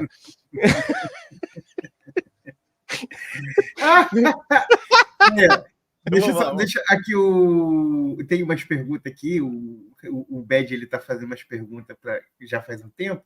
Aí só para você ajudar ele a contextualizar as dúvidas dele, né? Claro que você acha que ainda deveríamos ser rigoroso como o Antigo Testamento, não? Claro que não, claro que não. Me diga uma coisa, você vai seguir os 613 mandamentos judaicos? Você não vai. Veja, o que a gente tem que entender é uma coisa. Tá? Aí alguém vai dizer assim, você não está sendo relativista, dizendo que a Torá não vale, coisa... Não, pera lá, vamos lá. Nós temos que entender que as regras da vida judaica primitiva, da judaica do Antigo Testamento, elas são prenunciativas daquilo que seria a perfeição, que é o próprio Jesus Cristo. Quando Jesus Cristo diz que ele vai fazer cumprir a lei, né? Ele não veio revogar e fazer cumprir a lei, e ele começa a falar algo que praticamente deixa os judeus baratinados, porque aparentemente contradizia a lei, e na verdade não era isso, é o seguinte, é que o verdadeiro senso de fé e justiça não está em você seguir regras externas, não é você transformar a fé numa praxis, porque o judaísmo tem isso, tem essa coisa da ortopraxis, é a regrinha correta. Eu posso ser o que for, mas eu tenho que cumprir a regrinha, viu? Eu tenho que cumprir a regra de fazer cocô, de comer, de peidar, de dormir, de fazer sexo, esse tipo de coisa. Não, isso não é. O que Jesus Cristo colocou foi o seguinte, que ele personifica a perfeição do que estava subentendido naquela lei, tá? Dentro de uma nova aliança e de um novo conceito de justiça. Ou pelo menos um conceito mais amplo de justiça, mais amplo do que propriamente aquilo que a Torá estava dizendo. Ou melhor, ele personifica as promessas, tanto do Antigo Testamento, como também o senso de justiça da Torá no seu mais alto grau. Então a gente não tem que usar... Se você quer viver o Antigo Testamento, então vire judeu. Claro. Evidentemente que nós temos que dizer uma coisa. As leis judaicas, existem regras daquelas leis que são válidas até hoje porque elas são universais. Os 10 mandamentos são universais, por exemplo. Tá? Mas existem regras que são obsoletas. As regras cerimoniais do povo judeu, as regras cerimoniais, hoje não tem mais razão de ser. E não tem razão de ser por uma razão muito simples. O templo não existe mais. As regras das castas sacerdotais, cadê as castas? Você encontra um Levi da vida, um Cohen da vida, né, que são as castas aí, as castas levitas e tudo mais, que se dizem descendentes, mas não tem nem como evidenciar isso. E pergunta para um Levi da vida se ele sabe todas aquelas regras cerimoniais dos antepassados dele. Ele não sabe. Então, por exemplo, o Antigo Testamento, ele serve, a gente tem que entender da seguinte forma, como cristão, tá? Se o judeu pensa diferente, isso é problema de judeu, problema dele. Mas os cristãos pensam o seguinte, que o Antigo Testamento é todo um prenúncio da chegada de Nosso Senhor, e da chegada da era messiânica, e da chegada da igreja, povo de Deus. E mais ainda, Jesus Cristo, que também profetizou algo que nem mesmo os judeus conseguiram entender, ele dizendo que o segundo templo ia ser destruído, que não sobraria pedra sobre pedra. E o que foi que aconteceu? Foi isso. Não sobreviveu. Mais além disso, ele dizendo que ia construir um terceiro templo. Ele diz assim, eu vou derrubar esse templo, em 3 dias eu vou construir. Eu vou restaurar um novo templo. O templo é um templo espiritual. É o templo da igreja, do povo de Deus, que vai abarcar toda a humanidade em torno do Deus único. Claro. Então, e veja, e sabe o que é interessante? Quando você vai na Santa Missa, você vê as regras sacramentais do judaísmo. Não tem o sacrifício? No templo antigo não havia o sacrifício do cordeiro? Sim. O que é a missa se não o sacrifício do cordeiro? Claro. A presença real de Cristo no pão e vinho. A presença real de Cristo no pão e vinho é o sacrifício. Só que é um sacrifício incruento. Jesus Cristo está atualizando ali. Muita gente vai dizer assim, muito protestante bobão vai dizer assim, mas Jesus Cristo só sacrificou uma vez, mas aí que tá. Quando Jesus Cristo se oferece em sacrifício na Eucaristia, e dizendo, este é meu corpo, meu sangue, não é que o sacrifício se repita, ele se atualiza. Ele se atualiza. Na verdade, é o mesmo sacrifício repetido várias vezes. E Jesus Cristo se faz presente para você, se faz presente em sacrifício, pensando em você, porque o cordeiro, né, que era sacrificado, era aquele que carregava todos os pecados. Era o que carregava todos os pecados, que era a questão do bode expiatório. Né? A história do bode expiatório veio da questão do quê? De um cordeiro que era sacrificado para o quê? Para carregar todas as culpas. Então você vê que a igreja, ela dá continuidade a isso. Sob novos termos. Mas preservando também muitos aspectos judaicos. Muitos subjacentes. Que a gente não percebe em parte, por quê? Talvez por ver o que a igreja como uma caricatura, né? Como uma caricatura. Então, claro, o Antigo Testamento, ele serve de embasamento para muitas coisas. Os livros sapienciais são maravilhosos, né? Os livros sapienciais. Algumas regras do Antigo Testamento servem para nós, sim, mas não um rigor do Antigo Testamento. Nós somos um Deus da misericórdia, nós somos Deus da justiça, mas também somos Deus da misericórdia, o Deus da piedade, o Deus da compaixão ao próximo. Jesus Cristo, o que ele fez? Ele seguiu, como os fariseus queriam seguir, a lei da Torá estrita, rigorosa, vamos apedrejar a adúltera? Não, ele não fez isso. Ele deu uma chance àquela mulher. E ainda jogou para os fariseus, que estavam atiçando a massa a apedrejar a adúltera, né, a seguinte pergunta. Quem não é filha da puta aqui? Né? Vamos traduzir assim. Quem não é filho da puta? Você é filho da puta, você é filho da puta, você é filho da puta. Todo mundo filho da puta. Aí... foi o que aconteceu. Claro.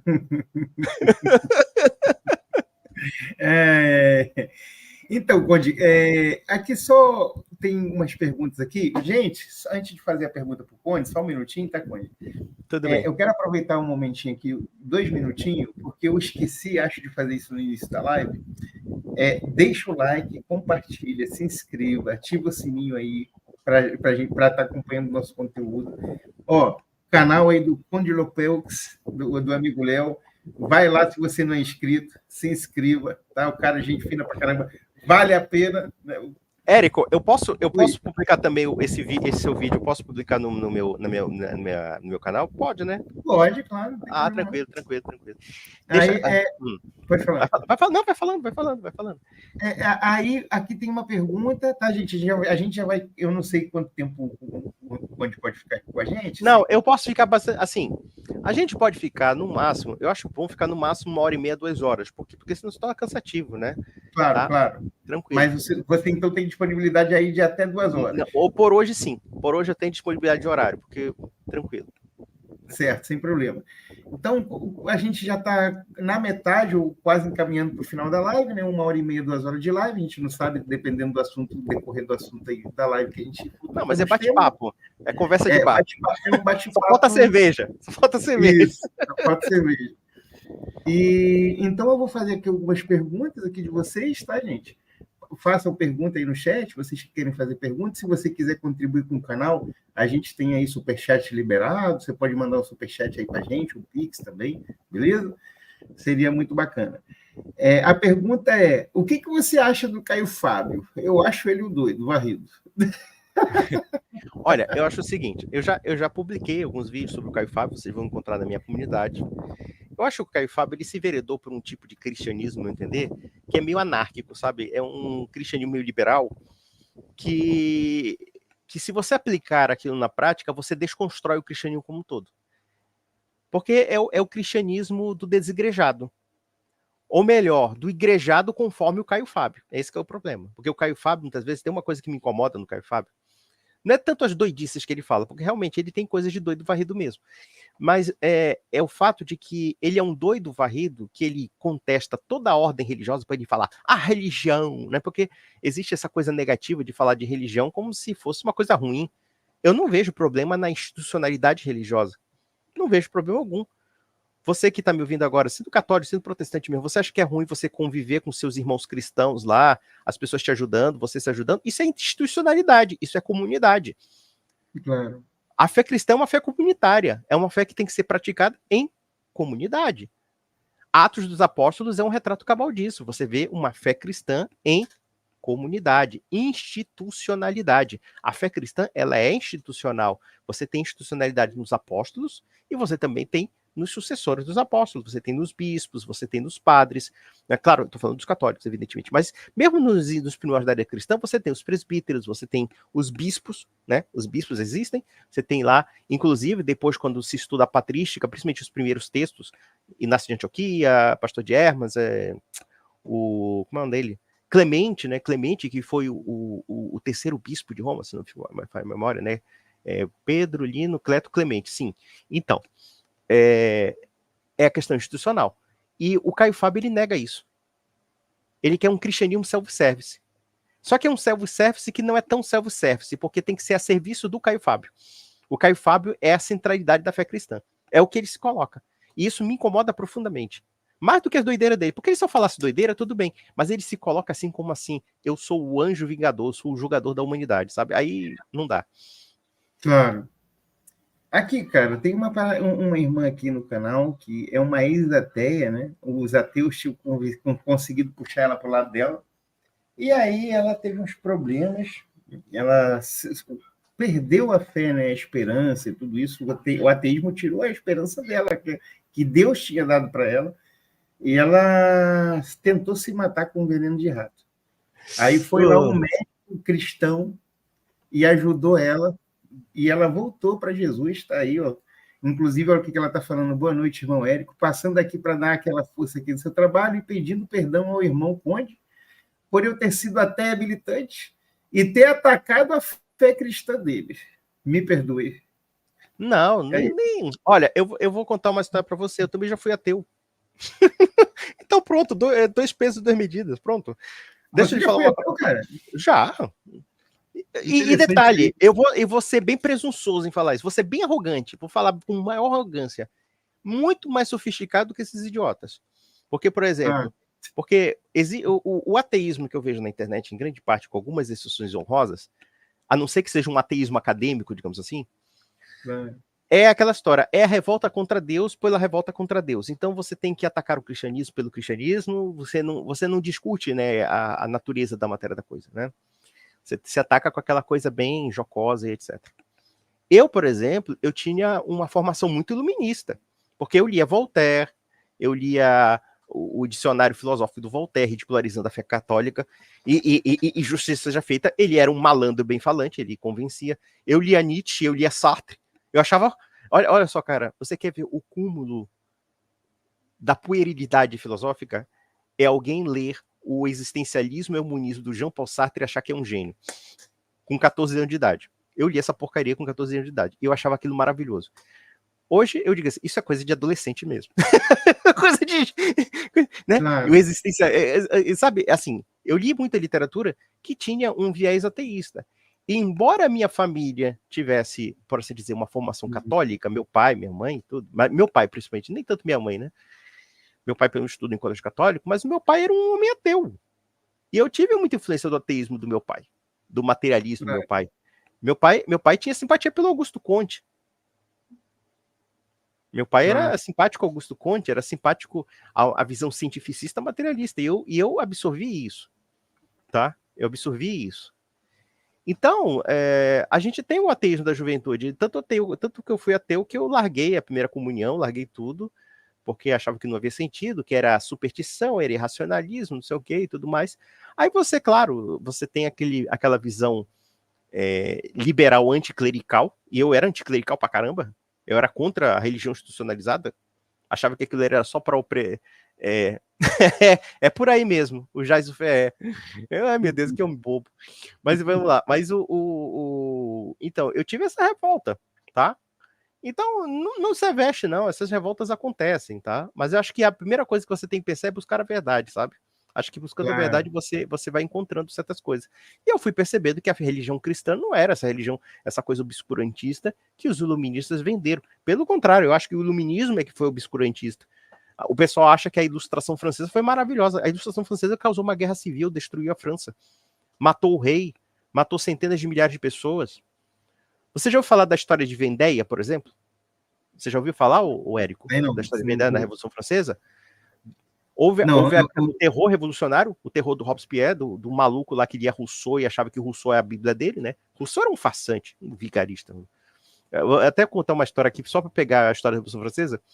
Eu estava no correio para pegar uns livros, aí eu conheci o professor de filosofia, a gente ficou conversando, né? Aí tocou o nome do Rousseau. E ele percebia assim que ele não era entusiasta do Rousseau, menos mal. Aí eu falei assim, disse, o Rousseau, né, tanto eu gostado, e você acha que o que você acha do Rousseau? Aí eu falei assim com ele, assim, meio puto, disse, você quer saber? Se o Rousseau estivesse naquela esquina ali, eu dava um soco na cara dele, um pau na cara dele pra ele cair na vala, assim, pá, na cara dele, vagabundo, mentiroso, safado. Mas voltando à questão, Vendéia foi o seguinte, foi uma rebelião católica numa região chamada Vendéia, porque a República Francesa instituiu o culto do Ser Supremo, né, você sabe disso, um culto maçônico do Ser Supremo, e começou a proibir a missa católica, entendeu? A missa católica, e tanto o clero como a nobreza e o campesinato, principalmente pegou em armas contra a República. Cara, nessa graça mataram mais de 100 mil pessoas. Foi um assassinato, um massacre total, entendeu? Aí você vê que o iluminismo, eu comecei a perceber que o iluminismo, o liberalismo, tudo, na verdade, longe de nos libertar de Deus, na verdade, nos coloca numa escravidão humana, total. Porque, veja, existe uma frase que se atribui a Dostoiévski, que na verdade foi do Jean Paul Sartre, que ele disse que se Deus não existe, tudo é permitido. E alguém tem dúvida? De alguma forma, sim. De alguma forma, sim. Entendeu? Então é o seguinte, ateísmo muitas vezes é coisa de adolescente. Isso aí, né? Principalmente uma adolescente com uma formação religiosa. Mas não se aveste, não. Que bom que você tenha voltado à igreja. Eu não sei se foi a igreja católica ou evangélica, mas pelo menos não é ateu. Tá tudo bem. Esse aqui, comentário assim, excepcional, mas deixa eu complementar aqui para você comentar com mais entusiasmo, né? Olha só, Jason Ferrer é um ateu com retórica neopentecostal. De fato, ele é um ex-pastor, né? Ele aprendeu a discursar na igreja, aprendeu homilética, aprendeu tudo isso lá na igreja. Aí ele pegou tudo aquilo que ele aprendeu dentro da igreja, né? Ele não deve ter tido oportunidade, porque o pastor presidente, ele unge o filho pastor, o filho do filho pastor, o tio pastor. Aí, de repente, ele era um presbítero, queria ser pastor, queria ganhar dinheiro como pastor, sei lá, viu que não deu certo. Ele tinha um dom da palavra, mas ele não era da família, não era da linhagem do pastor, né, para poder ser ungido. Ele não tinha alguém ali no meio para poder botar ele ali. Aí ele viu como uma oportunidade crescer na internet, no YouTube, com a retórica, com tudo aquilo que ele aprendeu no YouTube, na igreja, perdão, e trouxe para o YouTube, né? E aí ele entrevista, faz aquele show dele todo lá, agora ele é intitulado O Papa do Ateísmo, tem o cara lá que é o Anderson, que saiu da igreja pentecostal, ele é o pastor ateu. Isso daí não tá com cara de religião, não, cara? O que tu acha? Olha, eu acho que para ser papa do ateísmo, vamos lá. Será que eles conhecem realmente os filósofos ateus? Né? Eu não estou falando dessa safra nova de neo-ateísmo, Dawkins, Sam Harris, ou sei lá, aquele Dennett. Eles são muito fracos, eles não são bons ateus. Eu estou falando de ateísmo mesmo, Schopenhauer, Nietzsche, Hegel, Marx. Isso era ateu raiz. Isso era ateu raiz. E ateu raiz com filosofia do ateísmo, tá? Barão de Roubar escreveu a Filosofia da Natureza, um tratado completamente materialista, tá? Diderot era um ateu raiz, né? Agora o Jesse Ferrer é o seguinte, eu acho assim, é aquela coisa que a gente tá falando no começo do vídeo, existe uma sociedade de espetáculo, né? Na internet, de que você quer chamar atenção a todo custo, então você tem o pastor ateu, né? Ou a seita do ateu. Olha, de alguma forma pode se transformar numa seita, porque, por exemplo, se a gente analisar bem, o ateísmo, veja que ateísmos e ateísmos, né? Você tem o ateísmo pela mera rejeição de Deus, pessoal, não acredito que Deus exista, tá? Não acredito que Deus exista, mas o cara fica na dele, não enche o saco de ninguém. E existe um ateísmo militante, que é um ateísmo agressivo, que tem uma pobreza metafísica. Quando eu falo pobreza metafísica, é porque ele não tem uma estrutura filosófica, né? Ele simplesmente fala mal, olha, porque o religioso é isso, é caçado, corrida, hipócrita, é feio, não sei o que, né? Esse é pronto. E você tem o ateísmo filosófico. O ateísmo filosófico é o quê? É uma metafísica ateia. O que é uma metafísica? É uma estrutura filosófica que explica o porquê do ateísmo ser factível, né? Do ponto de vista filosófico. Então você tem as ideologias materialistas. E o que eu mais entendo no materialismo é que o materialismo ele tem um viés paradoxalmente panteísta. Por que ele é panteísta? Porque ele confunde Deus com a natureza, Deus com o cosmos. Então, o cosmos, a matéria, como eles gostam de falar, né, que a substância primordial é a matéria, ela é, na verdade, divinizada, porque ela se torna um princípio e um elemento explicador de todas as coisas. Então, a matéria seria o Deus dos ateus? De alguma forma, sim. Veja, eles não vão declarar evidentemente isso, tá? Mas na prática, quando você coloca o materialismo como um princípio filosófico ou como um princípio de ordem das coisas, uma vez eu debati com um sujeito que era ateu, um cara raso pra caramba. É por isso que hoje em dia eu já evito debater, porque não é que eu me sinta superior a ninguém, não é isso, tá? Mas é que tem gente que é muito pueril, sabe? Muito boba, muito tola, mas não é querendo subestimar a pessoa, tá? Não é querendo me arrogar nada. Um sujeito chamado Ciclista Cético, o nome do cara. E eu tava falando para ele que a matéria não poderia ser princípio, porque a matéria é limitada, a matéria é temporal, a matéria teve um início. Se a matéria teve um início, ela é limitada e temporal, então ela não serve de princípio para nada. E ela tem propriedades limitantes que ela não pode criar qualquer coisa, né? Na física, por exemplo, existe um padre espanhol, procura esse padre espanhol chamado Manuel Carreira. Tem uns vídeos dele sensacionais sobre ciência. Ele era um astrofísico, tá? Um astrofísico do Vaticano, tá? Manuel Carreira. Se alguém fala espanhol, eu vou ver até se eu traduzo alguns vídeos do Manuel Carreira, que ele era um teólogo, ele era um filósofo e era um cientista. E uma vez ele fez uma pergunta muito simples. Ele fez uma pergunta muito simples para um jurista espanhol, também, que era muito famoso, Trebijano, que já morreu também, era um jurista espanhol, que ele falou o seguinte, ele perguntou, quais são as propriedades da matéria? As propriedades físicas da matéria. É a nuclear débil, a nuclear forte, a gravitacional e a eletromagnética. E ele perguntou assim, qual dessas 4 forças explica a poesia? Aí o cara deu um curto-circuito dizendo que o espírito veio da matéria. Ele disse, não, mas nós temos 4 forças. Essas 4 forças existem em todos os aspectos da matéria. Então me explica como isso pode explicar a consciência humana. Como se pode explicar o fato de eu escrever uma poesia, criar estética, criar juízo moral, etc. Não tem sentido. Claro. Então você vê que a matéria, ela tem... E veja, o fato da matéria ser condicionada a alguma coisa é porque houve uma ordem que condicionou isso. Entendi. Então, por exemplo, eu expliquei isso pro cara. A matéria teve início, meu filho.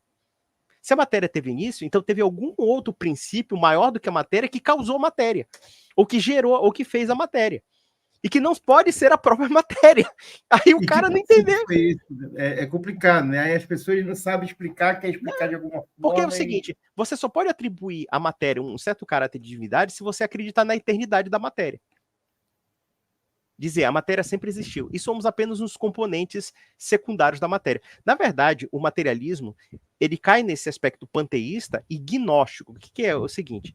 É que é o seguinte: como existe uma coisa chamada matéria que comporta o todo, então você é apenas uma parte daquele todo, uma parte secundária desse todo chamado materialismo, ou natureza, ou o que você possa chamar, ou cosmos, enfim.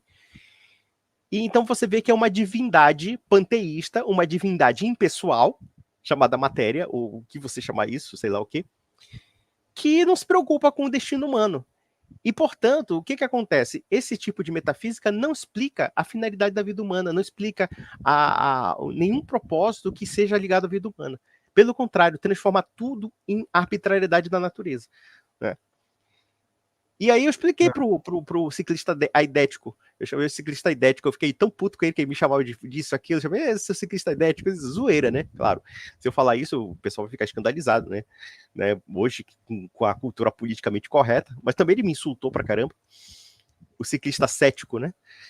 E aí, o que aconteceu? Ele não entendeu o que eu falei. Claro, claro. Ah, por quê? Por quê? Eu disse, eu não te expliquei por quê? Eu não expliquei por quê? Não, por que isso? Não, por que não, meu filho? Você que tem que trucar. Então, esse que é o problema. Então, você tem esse ateísmo metafísico.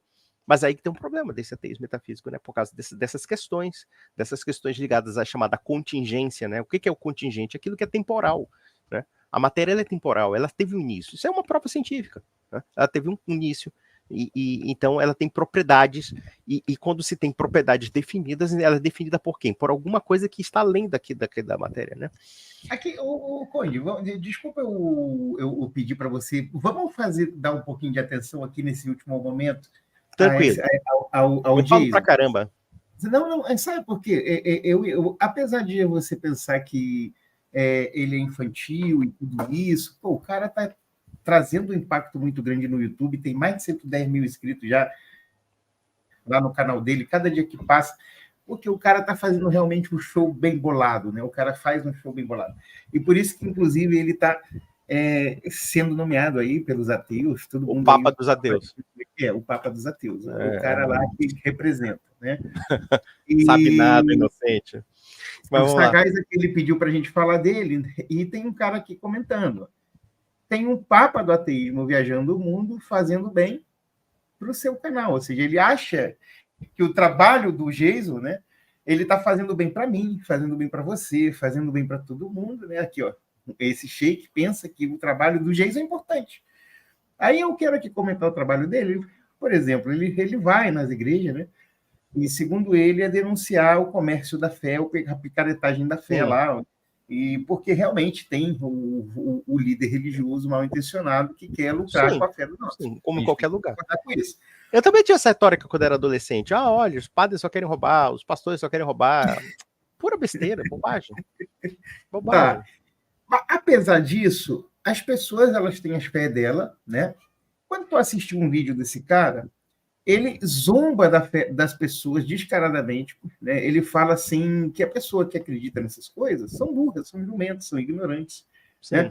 Ou seja, para mim isso não está fazendo bem nenhum para minha fé, não está fazendo bem nenhum para o meu canal, até porque para mim isso é uma posição bem radical, né? Porque ele criticar a picaretagem, eu concordo, mas ele ir lá na pessoa que está com fé, acreditando que Deus pode curá-la, indo ali atrás de um milagre, e ele ir nessa pessoa e ficar questionando, porque você recebeu o milagre? Você entrou aqui na igreja e saiu do mesmo jeito que você entrou? Né? Cadê esse Deus que não te cura? Né? Como que ele querendo questionar porque ele é ateu e ele crê que Deus não cura, né? O que você acha de tudo isso, sobre milagre? Milagre existe, né? Sim, milagre todo existe. mundo faz milagre, né? Não, é o seguinte, veja. Milagre é uma coisa assim que acontece de vez em quando, se Deus quiser, não é uma coisa que é para todo mundo. Por que não é para todo mundo? Vamos lá. Primeiramente, o Gerson, ele parte da pressuposição de que todo cristianismo é protestante. De que todo cristianismo tem essa cosmovisão protestante. E detalhe, protestante neopentecostal, tá? Não é reformado, não é um anglicano, não é um luterano, não é um calvinista, tá? Porque pelo menos o luterano e o anglicano já tem uma predisposição mais sofisticada. Então, ele acaba atacando não o cristianismo, mas o cristianismo que ele viveu, que é o cristianismo neopentecostal. Esse é o primeiro ponto. O segundo ponto é que o Jason, ele se troca com a, sei lá, com a cotinha catequista da paróquia, achando que tá brigando com São Tomás de Aquino. Esse que é o problema dele. Porque esses ateus, em geral, eles ficam brigando com pessoas simplórias. É a mesma tática, por exemplo, vamos pegar o seguinte na política. Você tem o esquerdista, tá? Você tem aquele esquerdista militante, que é um bobalhão lá que tá na rua segurando a bandeira, pegando porra da polícia, o Lula é lindo, maravilhoso, e não sei o que, não sei o que. E aí você vai lá, entrevista o cara, e você se troca com esse cara, tá? Mas outra coisa é você se trocar com um acadêmico que é marxista. São duas coisas diferentes. Um acadêmico marxista, eu conheço muitos marxistas extremamente eruditos. Ainda que a ideia seja errada, errônea, falsa e tudo, mas pessoas que têm cultura, têm conhecimento. Então, você vai ter mais dificuldade de debater com essas pessoas do que, por exemplo, debater com um militante do PSOL lá, ou do PSTU, contra burguês, voto 16, gritando slogans políticos. É a mesma coisa da religião. Uma coisa é você brigar com a cotinha da paróquia, né, da catequese da paróquia lá, que ela tem só um rudimento da fé, né, um rudimento do ensino católico, ou então aquela protestante, aquela evangélica que pega a Bíblia debaixo do braço e lê citação e fica repetindo citação de pastor. E mesmo certos pastores, infelizmente, certos pastores protestantes são meio limitados intelectualmente, né? Eles são meio tacanhos. E ele debate com esse tipo de gente. Aí, claro, isso parece realmente que essas pessoas são burras, né? São literalmente burras. Então, é a mesma coisa. Agora, vá debater, por exemplo, com um sujeito realmente erudito em religião. Um católico. Debata com o Manuel Carreira, com o padre Manuel Carreira. Um jurista de direito que foi debater com ele, levou uma surra fenomenal, uma surra filosófica horrorosa, passou vergonha. E olha que o Manuel Carreira, que era um padre jesuíta esquentado pra caramba, um espanhol esquentadíssimo. Espanhóis são esquentados em geral, né? São bem passionais e tudo, explosivos e tudo. Mas é um grande. Mas a Espanha foi uma grande nação. Hoje não é mais, mas já foi. Mas então, é isso. Ele se troca com gente periférica do ponto de vista intelectual. E detalhe, por exemplo, vamos pegar o caso dos milagres. Essa história de vulgarizar os milagres, né? Como, né? Olha, agora o pastor vai realizar milagre. Olha, vamos analisar uma coisa bem interessante. A gente sabe que o milagre não funciona assim. Primeiro que o milagre não é um propósito de um homem que cura. É um propósito de Deus que cura através de um homem ou através de um acontecimento. Já começa por aí. Na Igreja Católica, você vai ver inúmeros milagres que são catalogados. Mas nós, católicos, nós não ficamos brincando de fazer milagres a granel. Existem santos que fizeram milagres. Existem santos que curaram.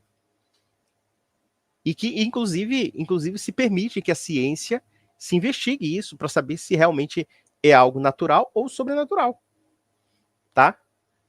Uma coisa é o neopentecostal que acredita que tudo é milagre, que tudo é Deus, está em todo lugar e tudo mais, fazendo tudo como fosse o mágico da lâmpada. Tá? Como fosse o mágico da lâmpada. Assim, ó, passei a lâmpada e Deus aparece. Uma coisa que eles fazem, que eles acham que é fenomenal, né? É assim, o cara vai lá, ele aborda um evangélico lá no cemitério, pergunta para ele, olha, Deus ele falou para vocês que estes sinais seguirão aquele que crê no seu nome, expulsarão demônios, ressuscitarão os mortos. Ressuscita aí o defunto agora! Veja, olha, primeiramente, pelo que eu me lembro dessa citação bíblica, olha, pelo que eu me lembro dessa citação bíblica, ele se direcionou aos apóstolos, né? Ele se direcionou aos apóstolos, não a todo mundo. Não é todo mundo. Eu virei cristão, agora eu vou ressuscitar alguém. Não, quem ressuscita é Deus. Eu não tenho poder sobre a natureza. Quem tem poder sobre a natureza é Deus. Então eu acho que assim, é aquela coisa de você... É a mesma coisa, por exemplo, o Jason, ele faz a mesma coisa que muitos evangélicos fazem quando tiram citações da Bíblia. Eles fazem citações desconexas e começam a jogar isso para a plateia, tanto pró como contra. Mas a coisa não funciona assim. Tá? Esse raciocínio não funciona.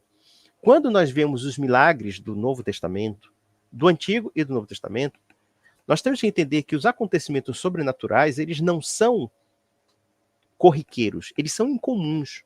É por isso que, por exemplo, quando nós pegamos as cenas do Evangelho em que Cristo deixa os sinais dos milagres, você tem que entender que aqueles milagres são sinais incomuns dentro do plano da realidade. Vamos pegar um caso bem elucidativo. A Virgem Maria. A Virgem Maria teve um filho sem ter homem. Tá? E veja que ela, quando ela ficou incomodada, quando o anjo Gabriel chegou com ela e falou, você vai ter um filho cheio de graça, né? Que você vai conceber o filho e que vai ser o filho de Deus. Aí o que ela falou? Mas como é que eu posso fazer se eu não tenho nenhum homem? Ela pensou de uma forma natural. Claro. De uma forma como de fato é o que acontece. Mas aconteceu um milagre único. Deus ter nascido de uma virgem, conforme prometido nas Escrituras. Como inúmeros milagres, a gente tem que entender que o milagre, ele não é uma coisa... Não, o milagre é o seguinte, o milagre é uma ação divina que vai além da natureza. É sobrenatural. É sobrenatural. E detalhe, essa sobrenaturalidade tem um propósito que não é o que você quer. É o que Deus quer. Alguma coisa Deus quer fazer naquele milagre. Certo? Quer se manifestar em alguma coisa naquele milagre. Mas não quer dizer que ele realize tudo que você quer. Aqui, o problema a gente tem um judeu, desculpa te atrapalhar, mas começou um debate aqui do chat interessante, entrou um inscrito aqui que é um judeu, né? É um cara bem inteligente, ele está falando algo sobre o que você comentou lá da matéria, né? Matéria é um elemento que sempre existiu na singularidade, aquele pequeno ponto quente que se expandiu até se esfriar e virar matéria. Aí ele continua. Matéria é um elemento que sempre... aquele ponto quente que sempre existiu. As 4 forças fundamentais até se esfriar e virar matéria. Os 4 elementos sempre existiram. Ele está falando sobre o que você comentou da matéria, tá vendo? Não, mas não é o que o Big Bang diz. O Big Bang não prova a composição da matéria, a composição eterna da matéria. Não prova. Aí alguém pediu para ele provar, ele falou... É simples, o comportamento das partículas existentes no mundo quântico, que aparecem e desaparecem continuamente. Ou seja, sempre existe energia no vácuo, e matéria é energia. Dizem que matéria é energia... Não, energia é matéria condensada, né? É o que se diz, né? Do ponto de vista científico. Deixa eu falar uma coisa. Primeiro, o que a ciência diz não é isso. Pelo que eu sei da teoria do Big Bang, existe realmente um início primordial da matéria. O início primordial. Segundo ponto, essa tese de que sempre a matéria existiu é uma tese panteísta. É uma tese que fala do que? Da eternidade da matéria. É uma tese panteísta. E vindo de um judeu, eu até posso esperar que possa chegar também a um panteísmo, porque tem certos segmentos judaicos que são muito próximos do panteísmo. Mas não é o que acontece. O mundo nem sempre existiu como existe hoje. Já começa por aí. E não há prova de que antes dessa explosão primordial que nós chamamos de Big Bang, por exemplo, existe alguma coisa anterior. Não existe nenhuma evidência disso. Não existe nenhuma evidência da existência eterna da matéria ou da energia e etc. Não há nenhuma evidência disso. Por enquanto, não. Né? Pelo menos o que a ciência diz é que houve realmente um início.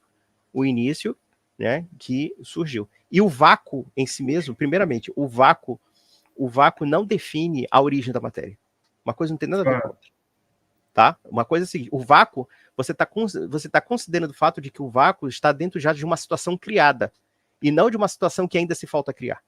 Você pode criar um universo através do vácuo, se você tiver essa capacidade, aí sim, eu digo, você é Deus. Claro. Essa questão, inclusive, panteísta, essa ideia panteísta, ela surgiu de um judeu, não foi? Spinoza? Foi?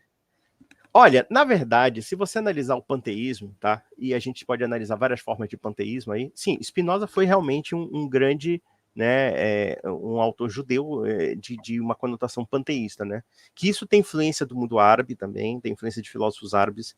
Por exemplo, eu não sei se foi o Averroes ou a Avicena que tinha essa proximidade de colocar, de mesclar o Deus com a realidade criada, enfim. As próprias escolas filosóficas da Índia também têm essa questão, né, da eternidade do cosmos, da eternidade da matéria, né?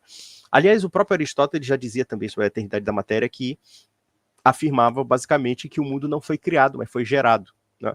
Foi gerado, ele não foi criado. Foi a cosmovisão cristã que introduz a ideia de um mundo criado, né? De um mundo criado a partir do nada, ou que pelo menos antes disso não havia somente a plenitude divina, né? Claro que a gente não sabe o que aconteceu antes, a gente não tem ideia disso, tá? Mas o mundo teve um início, isso que nós temos que entender. E que provavelmente tanto o mundo teve início, como também a matéria teve início. Então, os condicionamentos que hoje existem da matéria, eles não existiam antes. É isso que a gente tem que entender. Agora, falar que no vácuo tem energia, isso não quer dizer nada, não quer dizer que isso foi o início. Entendi. Porque o início, aí que temos que entender uma coisa. O início foi um evento único na história. Claro. Não, eu sei disso. É porque, por exemplo, porque eu estou aqui refletindo, porque eu gosto muito de ouvir, como eu te falei, sou um autodidata, então eu aprendo muito ouvindo. E tem, né, essa questão que você falou do Creatio Ex Nihilo, né, que é a partir do nada, e tem uma amiga que eu já ouvi falando, né, ela é meia messiânica, segue muito assim as coisas do judaísmo, cabala e tudo isso. Ela fala que Deus, tudo veio a existir através de uma partícula. E que Deus pegou essa partícula e, pum, criou tudo. Entendeu?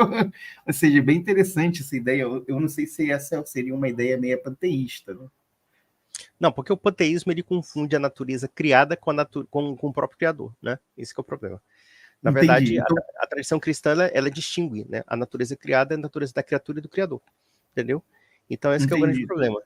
As ideias panteístas, elas partem da eternidade do universo, porque a eternidade, o próprio universo, o cosmos, a ordem, se confundem com a natureza da própria divindade. Entendeu? Então, e essa divindade, muitas vezes, ela é uma divindade impessoal. E você é apenas uma partícula desse cosmos. É como se fosse uma parte do todo. É uma gnose. É um gnosticismo. Como judeu, olha, o pessoal evangélico adora buscar fonte no judaísmo. Se você buscar fonte no judaísmo moderno, eu digo, vocês vão ficar malucos. Vocês vão ficar doidos. Por quê? Porque o judaísmo, hoje, o judaísmo não é o judaísmo do Antigo Testamento, não é o judaísmo do templo, né? Porque você tem várias fases do judaísmo, né? Você tem o judaísmo da época de Moisés, depois você tem o judaísmo do templo, né? O judaísmo do templo, e depois você tem o judaísmo pós-templo, que é uma outra coisa, né? Que não, é totalmente diferente, totalmente diferente. É por isso que você tem essas gnoses aí que podem chegar até o panteísmo, ou então chegar, sei lá, ao gnosticismo, tá? Ao gnosticismo. Que a realidade, olha, a realidade material, as particularidades da matéria são apenas as ilusões do todo. É basicamente isso. Tá certo. Então, Conde, cara, eu tô gostando muito do nosso bate-papo, cara. Você é uma pessoa muito legal de conversar, bem descontraída. Obrigado. Eu também gostei de você também, pô. Se eu for pro Rio de Janeiro, eu tomo mais serva. Eu não tô tomando serva porque eu tô tentando emagrecer, sabe? Que eu tô preocupado com a saúde, aí, né? Aí já viu como é que é, mas te dá um jeito. Eu também não poderia não, mas de vez em quando eu tomo minha servinha. Inclusive, hoje eu tomei uma aqui cedo para dormir. Qual foi? É a Budweiser. A Budweiser. Eu tomei uma para dar uma relaxada e dormir também. Hoje eu tomei uma garrafa de vinho. Cara, hoje, inclusive, eu me desentendi um pouco assim com minha tia. Eu fiquei chateado, porque ela fez de maldade, né? Eu briguei com ela um pouco para ver se ela dá uma acordada, mas assim, eu amo ela, sabe? E eu aprendi com o protestantismo que beber era pecado. Aí eu não bebia, fiquei anos sem beber. Aí depois eu comecei a estudar teologia crítica e comecei a beber de vez em quando minha cervejinha, porque eu entendi que o pecado está na embriaguez, em você se descontrolar e não em você beber moderadamente e ficar numa boa. Aliás, no Antigo, nós temos o primeiro milagre de Jesus Cristo foi o quê? Foi fazer água vinho. E não era vinho, e não era suco de uva Del Valle, não. Era vinho alcoólico mesmo, né? Suco de uva Del Valle, o pessoal fica puto quando fala isso. Era vinho fermentado. Aí a minha tia, ela briga, né? Porque eu bebo. Aí eu dei uma chamada nela. Queria aproveitar, cara, para você não ser um cristão, de pedir aqui para você que é cristão, não ser um cristão inconveniente, entendeu? Porque às vezes você está conversando com pessoas que são conservadoras, como no meu caso, né? Mas que ela não vê nada demais em beber uma cerveja dentro de casa, não são pessoas baderneiras, eu não ando fazendo baderna na rua, eu não ando incomodando ninguém, entendeu? Aí você vai criar inimizade com uma pessoa que gosta de você, por quê? Porque a sua religião ensina que o cara bebeu uma cervejinha de vez em quando é pecado. E o cara não tá nada demais para ninguém, entendeu, cara? Entendeu? Então, vamos tentar ser um pouquinho mais sóbrio, né? Imagina se essa cultura aqui, ela tem primórdios do puritanismo. Você imagina se essa cultura, né? Se essa cultura vingasse, por exemplo, no sul da Europa. Porque, por exemplo, Espanha, Portugal, Itália adoram vinho. Mas ela mora na Alemanha, pô. Terra da cerveja. Ela mora em Munique. Munique, né? Munique. Isso, Munique, é isso aí. A cidade de, assim, a Baviera, né?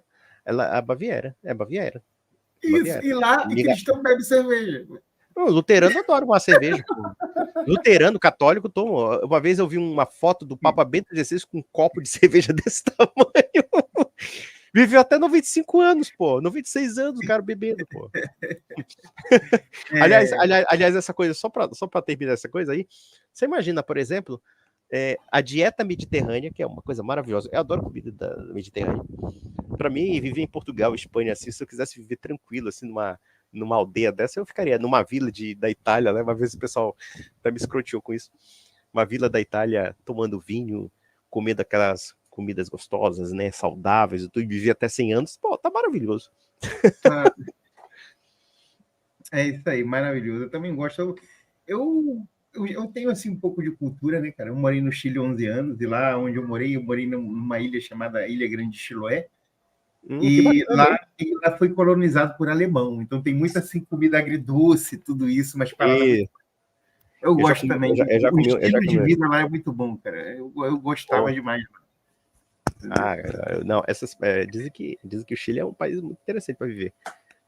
O vinho de lá é um dos melhores vinhos do mundo, né? Sim, o chileno. Inclusive, ele parece que é o segundo ou terceiro melhor vinho do mundo. Os chilenos, os argentinos são bons pra caramba. Eu tomei um argentino hoje. Mas vamos lá. Então, gente, já estamos aí quase 2 horas de live. Eu acho que a gente já vai encaminhar para encerrar. Só vou pedir para o Conde aqui fazer as considerações finais dele, ele comentar alguma coisa que ele achar interessante comentar, se ele quiser comentar agora nesse momento final, para a gente caminhar para encerrar a live. E vamos terminar a live em breve. Então, é isso aí. Conde, cara, gostei muito. Você pode comentar o que você achar necessário comentar e alguma coisa que você tiver vontade de Achei comentar. Tudo uma merda. Sacanagem, tô brincando. Sacanagem. Bom, posso comentar agora? Não, você quer falar? Pode. Olha, eu te agradeço muito, Érico, pela oportunidade. Érico, né? Érico. Com K, né? Olha que coisa original. Isso, Olha, Érico, eu agradeço muito pela oportunidade de conversar. Agradeço, inclusive, as pessoas que nos assistiram agora, tá? E, enfim, né? Fazendo os seguintes esclarecimentos sobre muitos pontos relacionados à questão do ateísmo militante, ou então mesmo sobre o cristianismo. Eu digo que a gente tem que ser um pouco seletivo. Muitas pessoas já me procuraram quando mostraram, por exemplo, os vídeos do Miranda e de muitos outros, que começaram a ficar balançados na fé. Disse, olha, vocês têm que ter muito cuidado com isso, porque é o seguinte, vocês não têm que acreditar em qualquer coisa que qualquer trouxa fala, entendeu? Vocês têm que sempre saber avaliar de uma forma que vocês teriam uma certa fortaleza na ideia de vocês.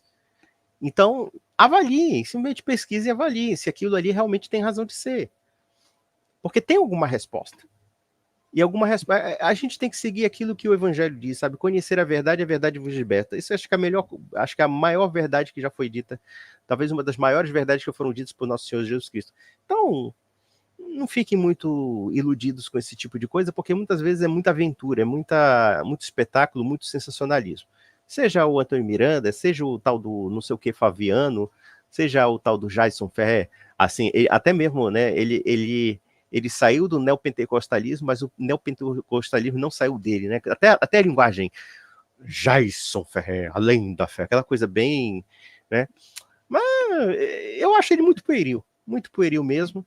Ele tem que parar de se trocar com a beatinha da paróquia, sabe? Se trocar com a empregadinha doméstica evangélica da casa dele, sabe? E começar a bater em cristão de verdade, cristão realmente que tem cultura para fazer as seguintes respostas para ele.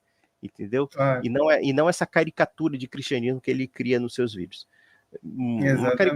Caricaturas completamente ridículas. É isso. E desde já eu agradeço, inclusive, quem nos assistiu, quem honrou aqui o Érico Lucena, e também, claro, a minha pessoa, né, e em particular o público que nos assistiu. tá? Então, muito obrigado pela oportunidade, viu, Érico? Tá certo, tamo junto, Conde. Gente, obrigado vocês aí também por terem nos acompanhado, nos assistido aí. O Leandro, o Ronaldo, o Alves, que está sempre aí com a gente, tá todo mundo aí de A a Z, muita gente, não vou falar o nome de todo mundo, tá? Mas muito obrigado mesmo pela audiência. Não se esqueça, não foi inscrito no canal do Conde, cara, gente fina pra caramba, se inscreva. E se não for inscrito aqui, é visitante do canal do Conde, sei lá, se inscreva aqui também e acompanhe os nossos conteúdos. Muito obrigado e uma boa noite para todo mundo aí. Boa noite aí, Conde. Obrigado. Boa noite, Érico. Boa noite para vocês todos.